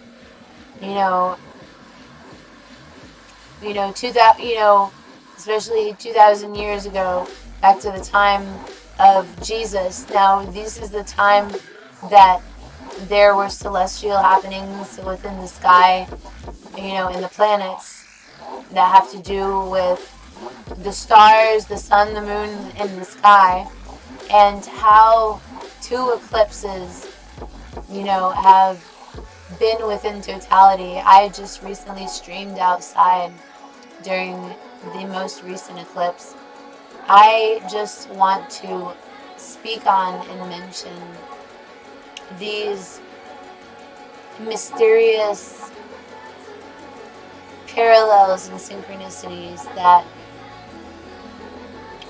have been present within my broadcast, my streams, my videos, my life, and how that corresponds perfectly with the viewpoint in existence of my most favorited, my most loved, deeply appreciated and admired, and all that amazing understandings and shared truths within the years that I have shared with the online world, and how the danger of the online world has worked around me, and how I've been an important fixture within the internet and online society. I'm happy that this episode I have been able to, as a matter of fact, I've not been able to, I've been of etherically sound mind. And I mention etherically sound mind because on this New Year's I want to highlight that Cain killed Abel within the story. And there was Seth that was born. And through the lineage of Seth was Noah and Enoch and those characters that within the Bible, in the story of prophecy, in which people were living proofs of their prophecy and the prophetic implications that they had or that were shared with them through spiritual lineage, that be it Vibe Tribe. And how that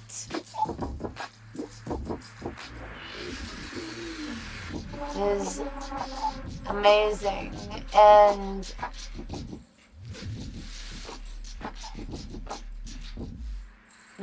could be noted within the labels of truth that would be being, spiritually one with your truth. And no matter how strange, weird, amazing that may be,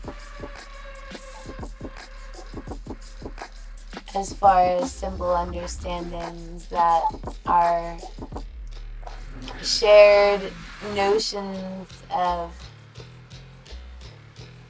so much relevance and so much simple truth, remedy, be it,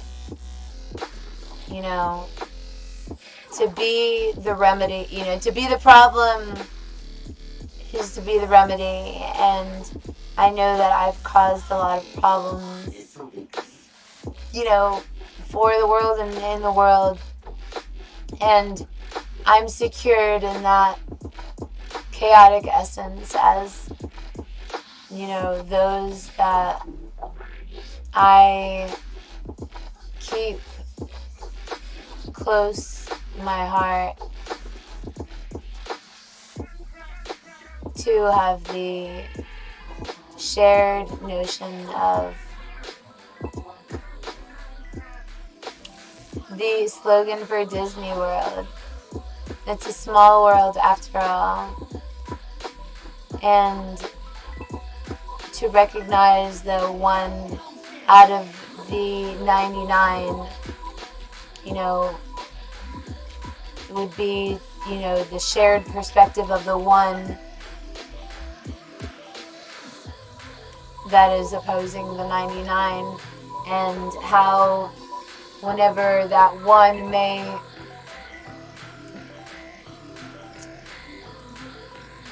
decide to view or not, to decide to gain the perspective of the 99% and being utterly grateful of everything.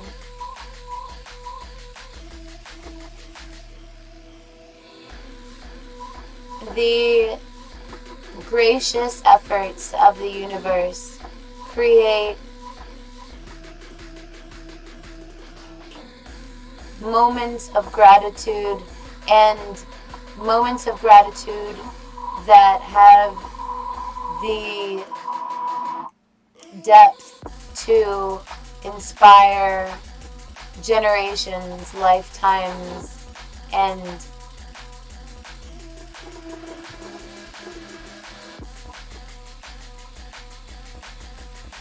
singular, or from a singular perspective. Not meaning that I'm single, just stating that I am a singularity, and how I am not a fish. And the percentage of individuals within my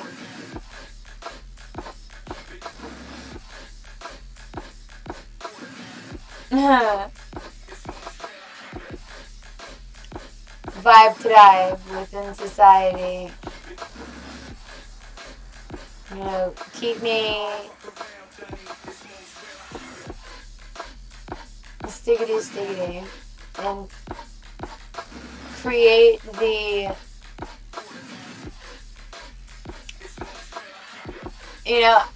I don't know how to describe how I create and manifest existence into being, you know, that of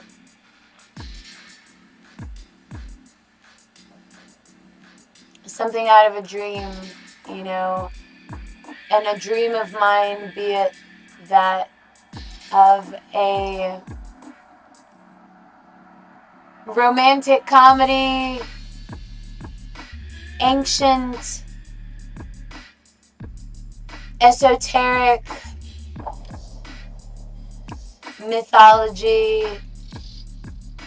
synchronistically correlating biblical, historically sound proportions of notion, truth, and the fact that I am a poet over here, I'm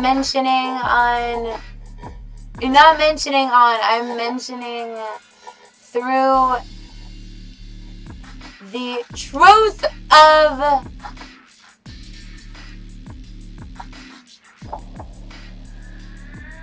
things and stuff and such.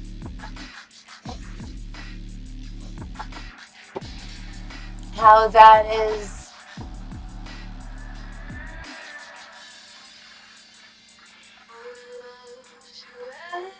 similar with my truth of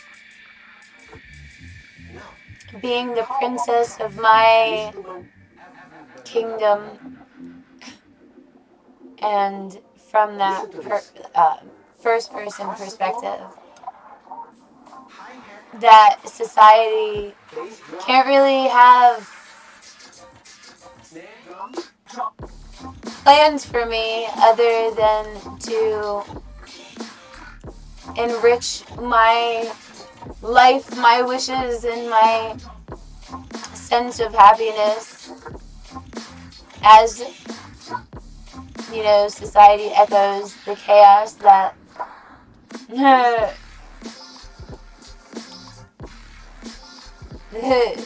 is stickety. We're at 222, divine timing, divine alignment, spiritually and within every facet of the notion.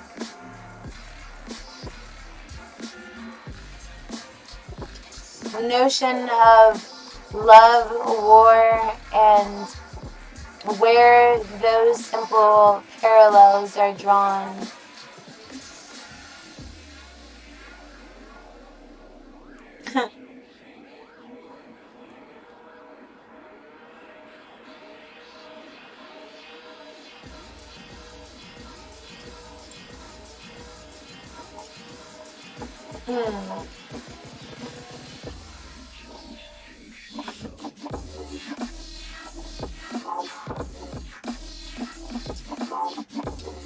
So I've noticed that you guys enjoy my episodes, or our episodes, where I'm just kind of, meandering, freestyling the vibes. Not meandering. It sounds as a type of orange. Not a mandarin orange, a meandering orange. I'm just meandering. Things and stuff and such.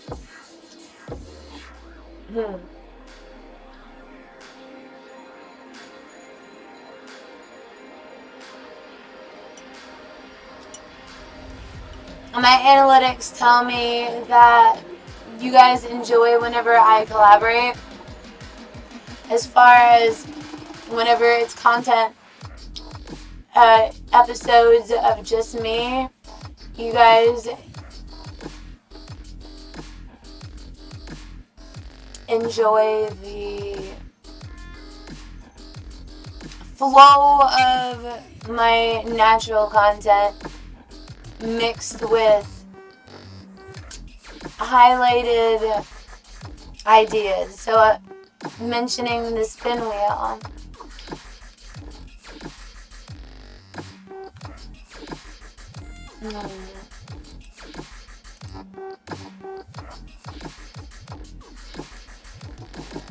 I am going to, well, I'm not going to. Excuse me. I burped.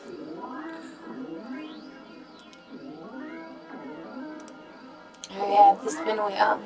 Now, I had mentioned that I have in my mind a dare. Not a dare,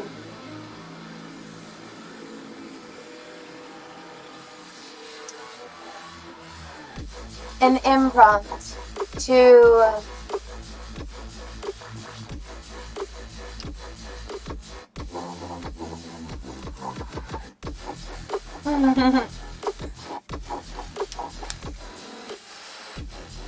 some of my content stuffs and things, facets of my content. So we had let me notice the horoscope read that I have been recording. I've been recording energy roids. I've been recording energy roids, guys. Gascology Willikers. No, I've not been recording energy roids. Yeah, I know. I am pretty buff, as a personality and as an entertainer. I have the elephant spirit in reverse. And then I have the flamingo spirit in reverse. And now I read it in the reverse because right now you are speaking from a place where you have learned from the past and you have been embracing the in-between. And, I read upside down as you have been. And I read right side up as that you have been. Or that you currently are learning from the past and embracing the time in between. In the reverse, it shows me that that's what you have been doing. I pull another card, and it's the swan spirit in the upright, stating time for a deep dive.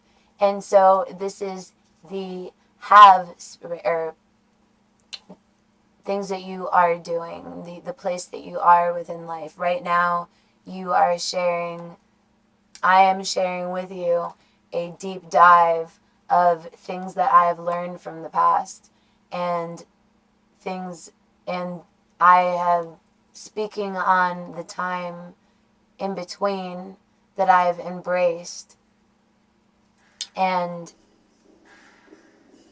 creating and mentioning in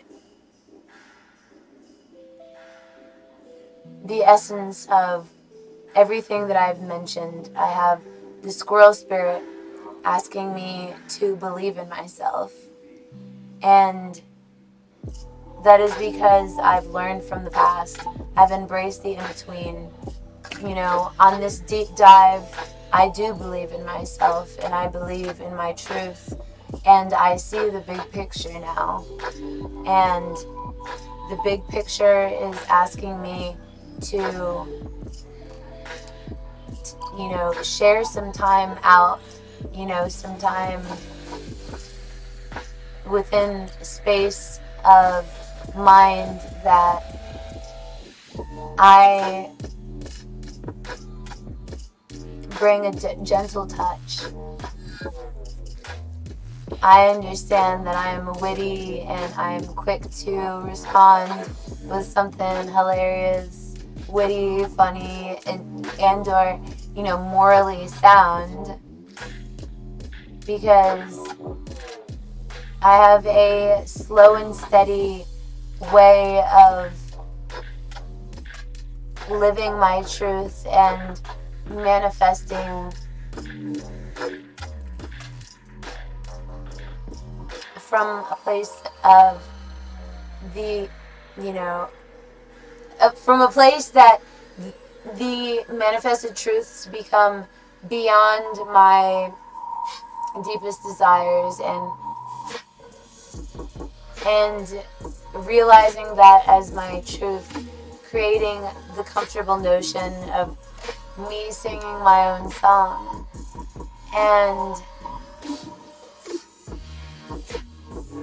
the crow spirit pops out, reminding me to co-create with spirit and to trust in the great mystery and to remain playful, because quick results are something that our society that is currently suffering because of. And to be reminded that slow and steady wins the race creates a peace of mind. Stiggity. And a peace of mind meaning you are enjoying life through the essence of inspired mind. Consistently inconsistent. And to be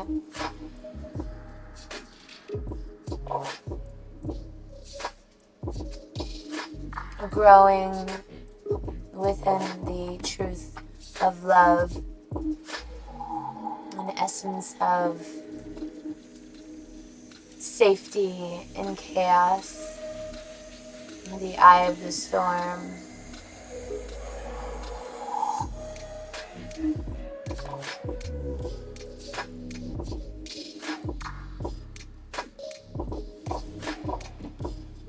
The answer to the questions and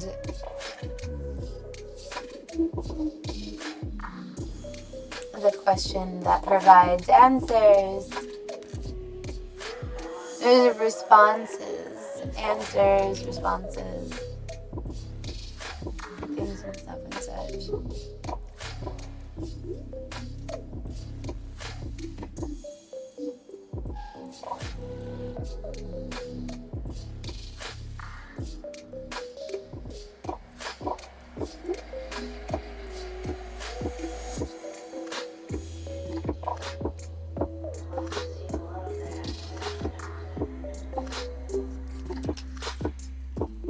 So,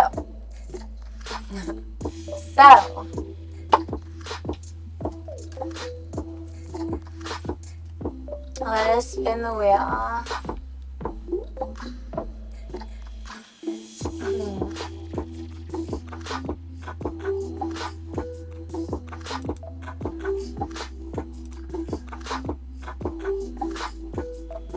So pizza is a game, burger is from the Bible, taco is a karaoke song, fry is a interaction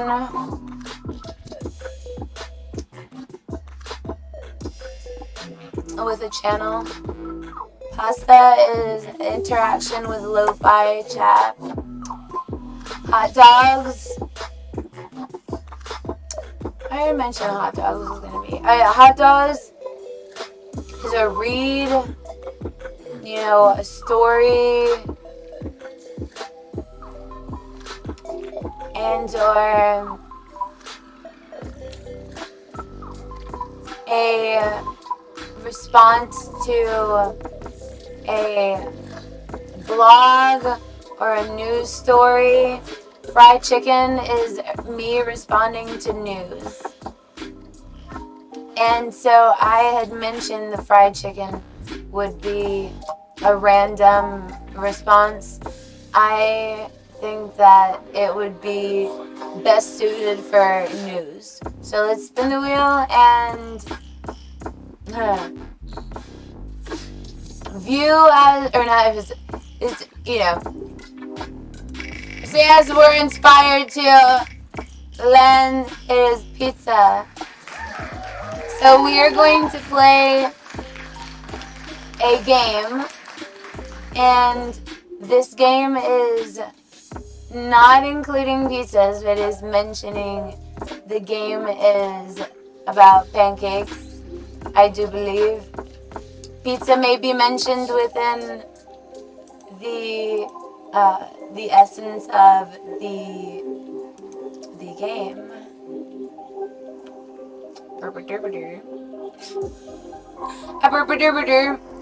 Things and stuff and such. So the name of the game is Papa's Pancakeria.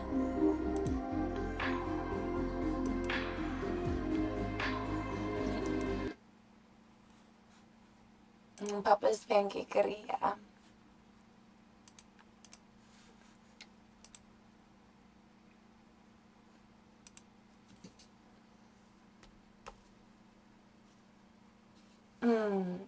Sticky name.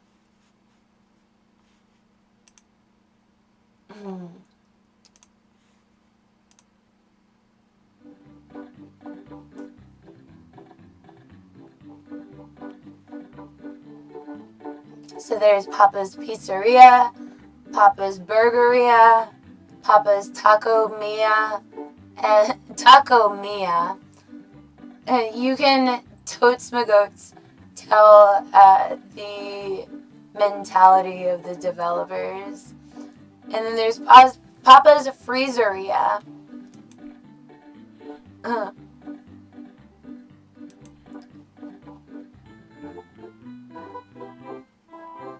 Day one.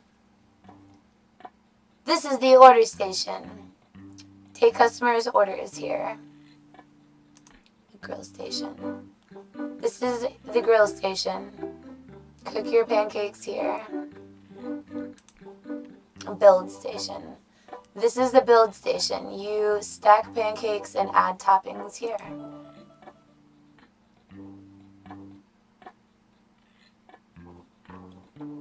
Take order. You'll copy down each customer's order onto an order ticket. You can drag tickets into the ticket line to store and organize them as you like. You need to cook 2 pancakes for this order.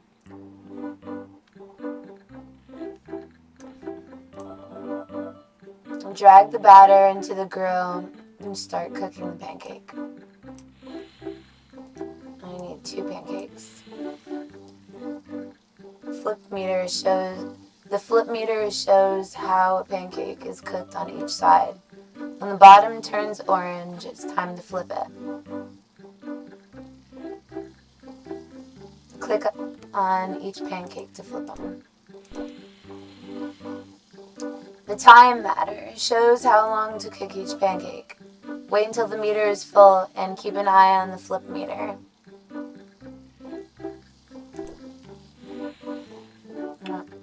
These pancakes are ready, so drag them to the finished stack. In the build station to add,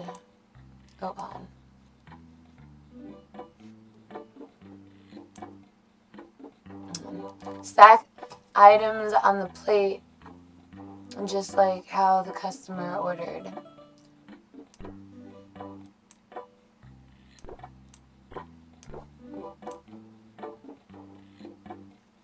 Alright.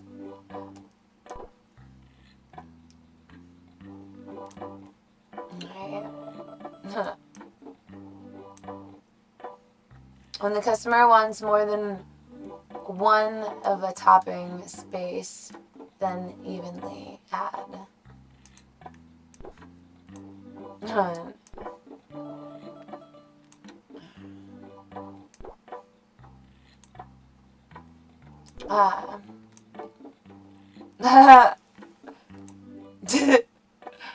That was 3. I added 4. Okay.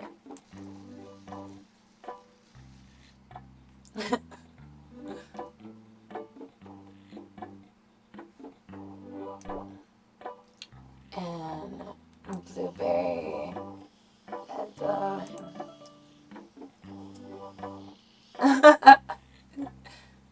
And blueberry syrup. Alright.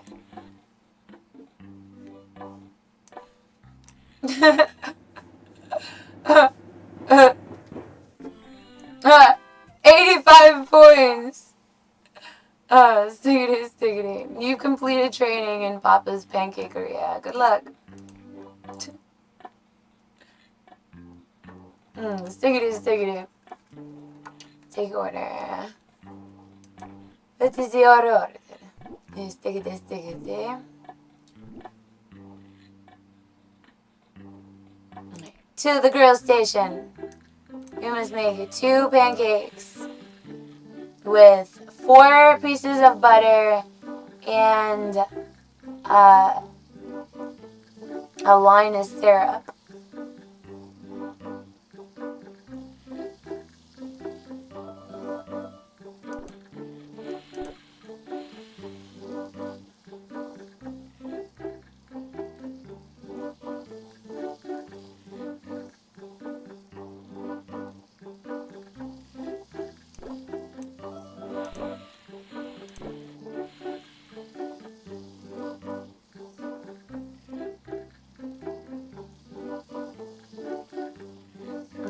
Sticky.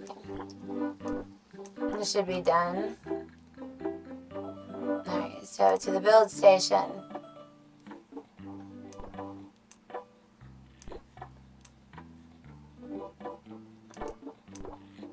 Oh no, I fell inside.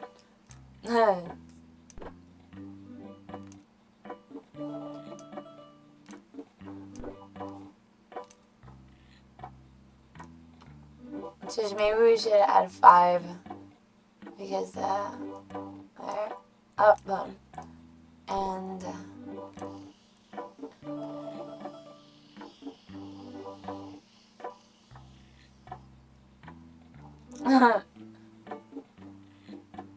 stickity.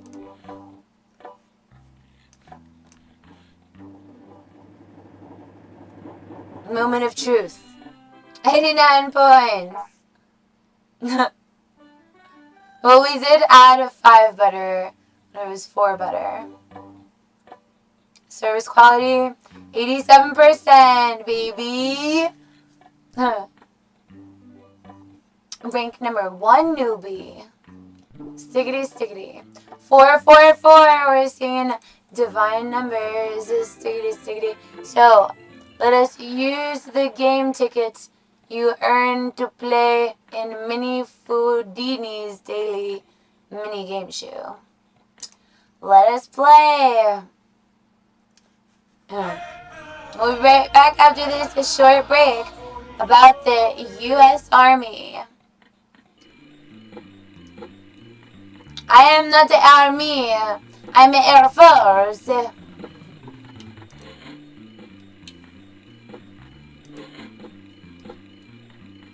Ah! Almost! I want $1. Again. Oh!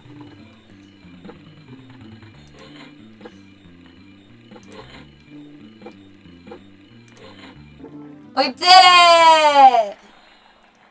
We won 1. Earn a prize. We made it. Place your new decorations in the lobby. Decorate the lobby. Now you can decorate your lobby. Press the inventory button to view and choose items that you purchased in the furniture shop. Burger Seller poster.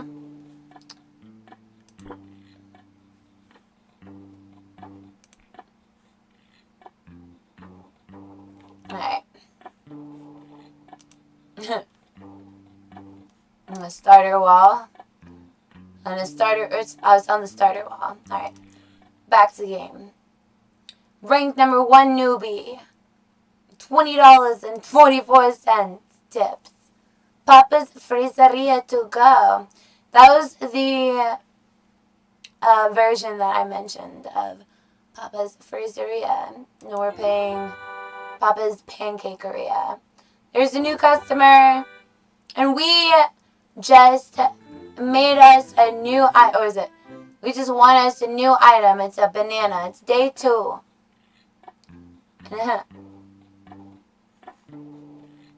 How may I help you?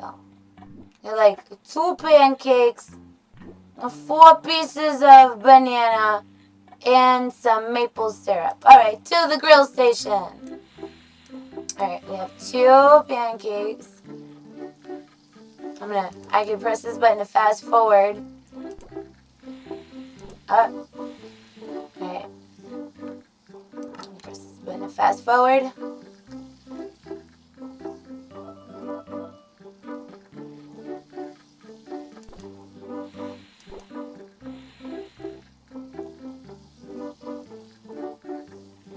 Now, I'm not sure if we're being judged on the percentage of cookage that we are cooking.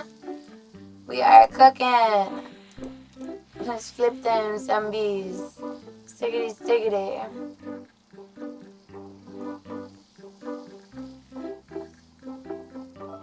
Alright. I think they're done. So, to the build station.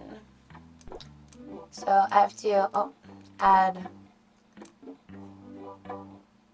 4 pieces of banana.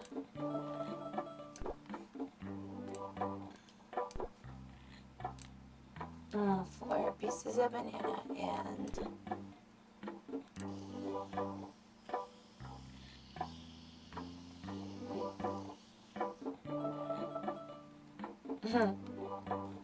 and syrup. Alright, finish. Tickets right here. Moment of truth. 84 points. We've been sloppily adding the syrup. So, to the order station. 1 pancake, 4 pieces of banana, another pancake with 4 pieces of banana. Alright, to the grill station. 2 pieces of pancake. Alright, what about the order station? I'll take her order. 3 pancakes. Blueberries and blueberry syrup. Oh no, we're on the first one. Sorry. Oh, hold on. Let me add her 2 pancakes. Let me flip these 2. As a matter of fact, let me start with these 2. We'll take your order in just a minute. To the build station. Oh no, we needed 3. Alright, back to the grill station.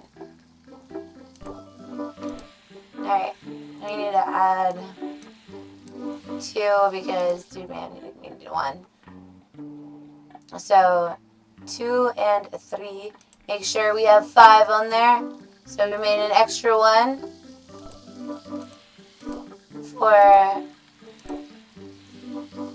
the gentleman waiting. We have the build station. So, 1 with 4 pieces of banana. Alright.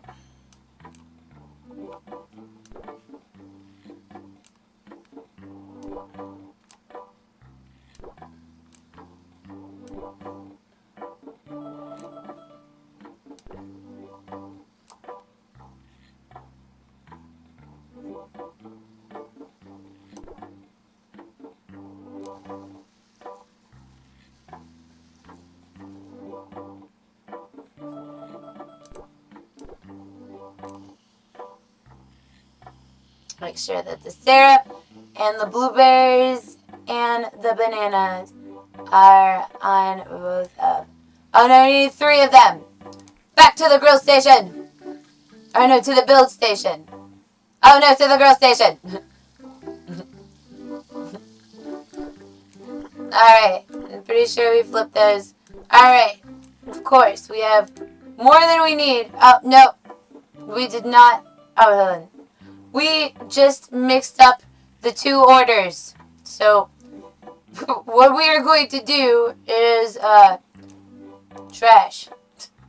So, we have the order for the 2 pieces of pancake, or the 2 pancakes with the 4 pieces of banana. So there's 4 on that one, and 4 on this one.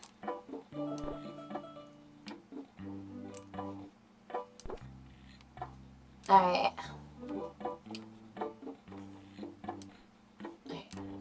Finish. Drag the ticket. Here you are. 80. Oh, 52 points. It took way too. It took way too long, and you messed up my order the first time. Gosh, golly, gee willikers, sir. My bad. To the order station. We have a cup that we have. This customer is a closer. Closers are very picky about their food. They will be tougher when grading.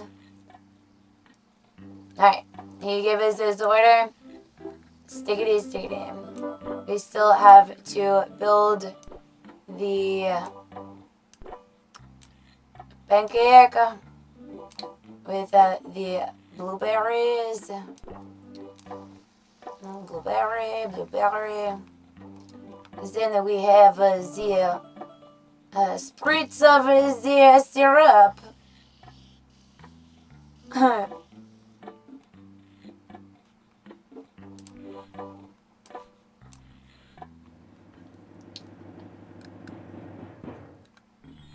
62 points. At least we got over 50-something points. Serve 5 orders is our goal. Alright, to the grill station. Alright, to the order station. Oh, we are making your pancakes right now as we speak, sir. Sir. How formal of me. Alright, he only needs 1 butter. And he needs his line of maple syrup. With his 1 butter. Alright, that seems the pancakes are ready. Alright, we're gonna stack them. And we're going to add is 1 butter right there in the middle. And we are going to lather this pancake.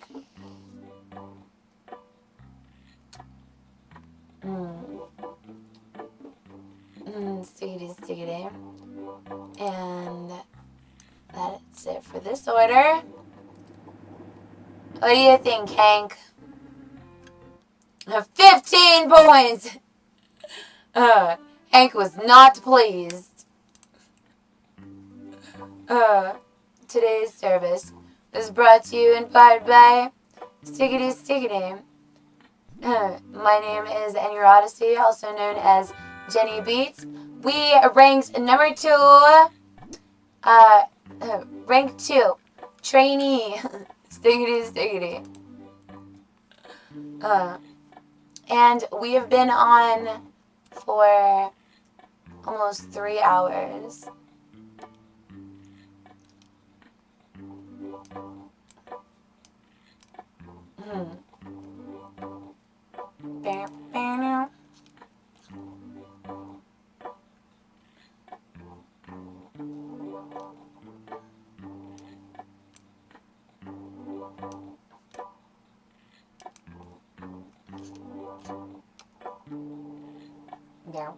Bow.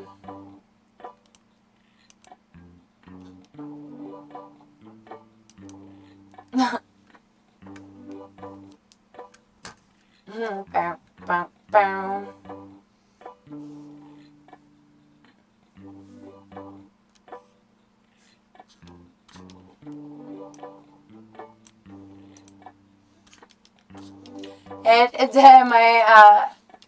My Streamlabs does not want me to return full screen. Game scene. Stiggity.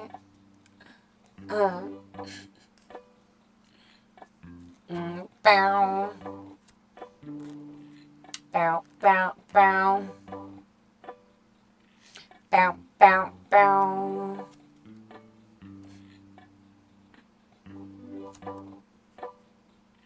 Bow, bow, bow. So I am going to end today's episode from this perspective. Stiggity. I love you, Vibe Tribe.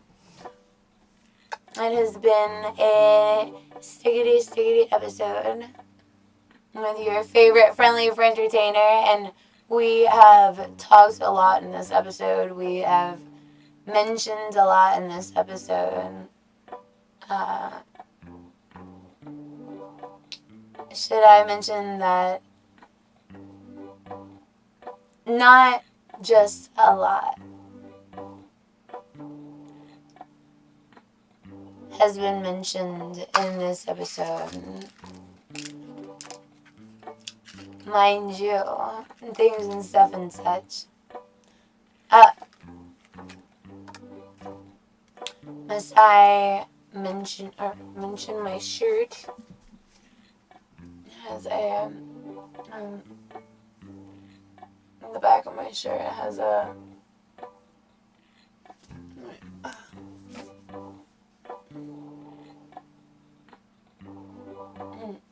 bow. The back is made as a bow. Not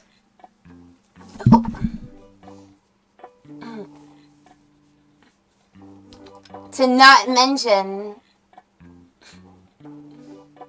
that we have been on for 3 hours. It's been 3 hours that we've been. It's been 3 hours since we've been live this episode. I know you missed me, so stay tuned for the next episode. And for a long time you'd stay with me. That's why I am your stiggity. Oh, situation. I know. Sometimes only on sometimes only on Tuesdays. So this past Tuesday has been when we featured the whatever podcast, things and stuff and such. Synchronicity, and from the perspective similar to that of with Pirate Bay, or not Pirate Bay, Pirate Software. Cringe. There's only one Bay, and he's a ghost. I'm a ghost, technically. No, I'm just kidding. I'm a dinosaur. I'm not a dinosaur. I'm not a... how I joke with myself is amazing.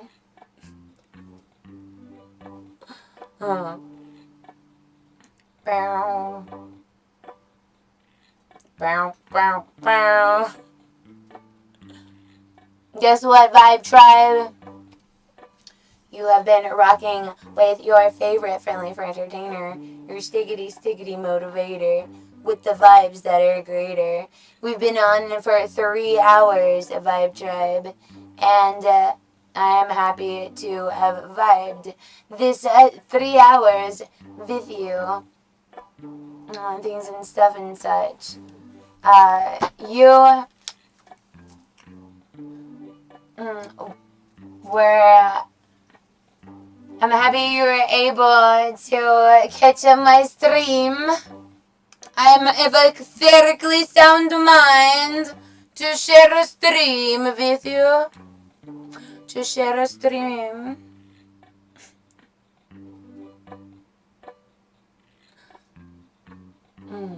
Things and stuff and such.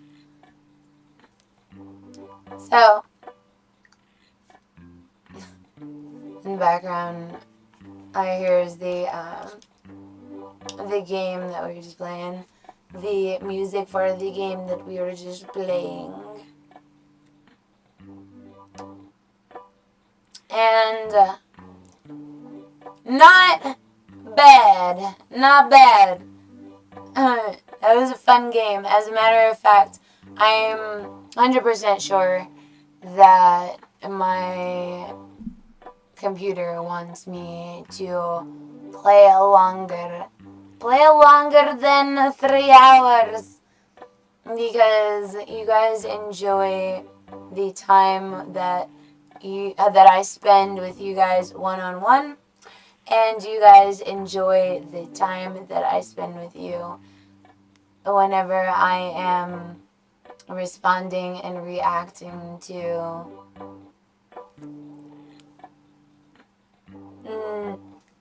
streams that we feature on the channel. And today we were talking about the Bible. Today we were mentioning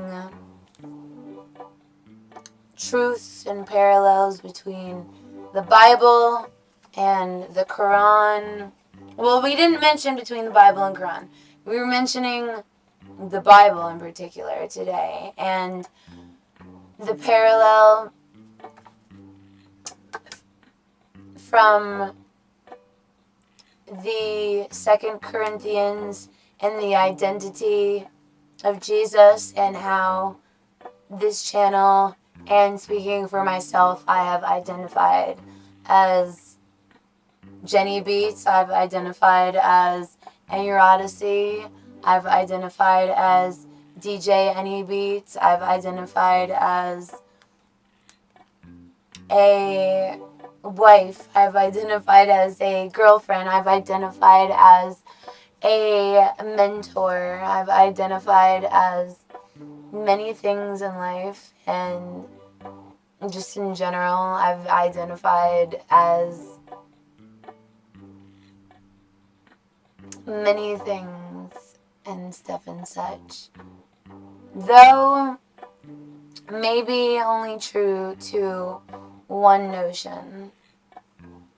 Through the trials and tribulations and temptations of Jesus, through his time in the desert, and through his personal struggle that was shared and made known in the Bible, things and stuff and such. There, I'm proud to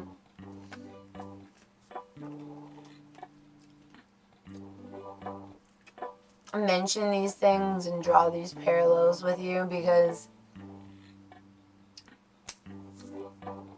that is very, very special. And whether or not I lie to myself, I have learned to allow myself so many mercies, so many graces, and that, shall continue. And we've shared so much to be grateful about, and just thankful, and ADHD, and whole situations about. And definitely situations about.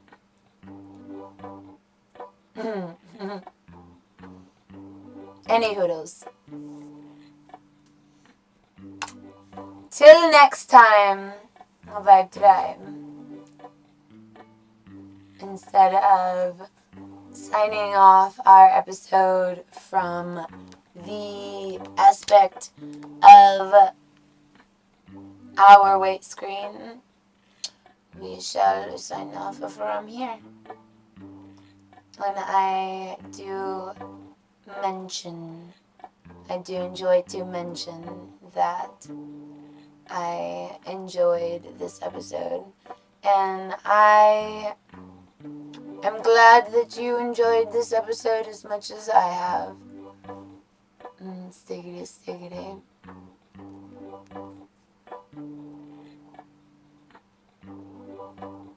Stiggity, stiggity.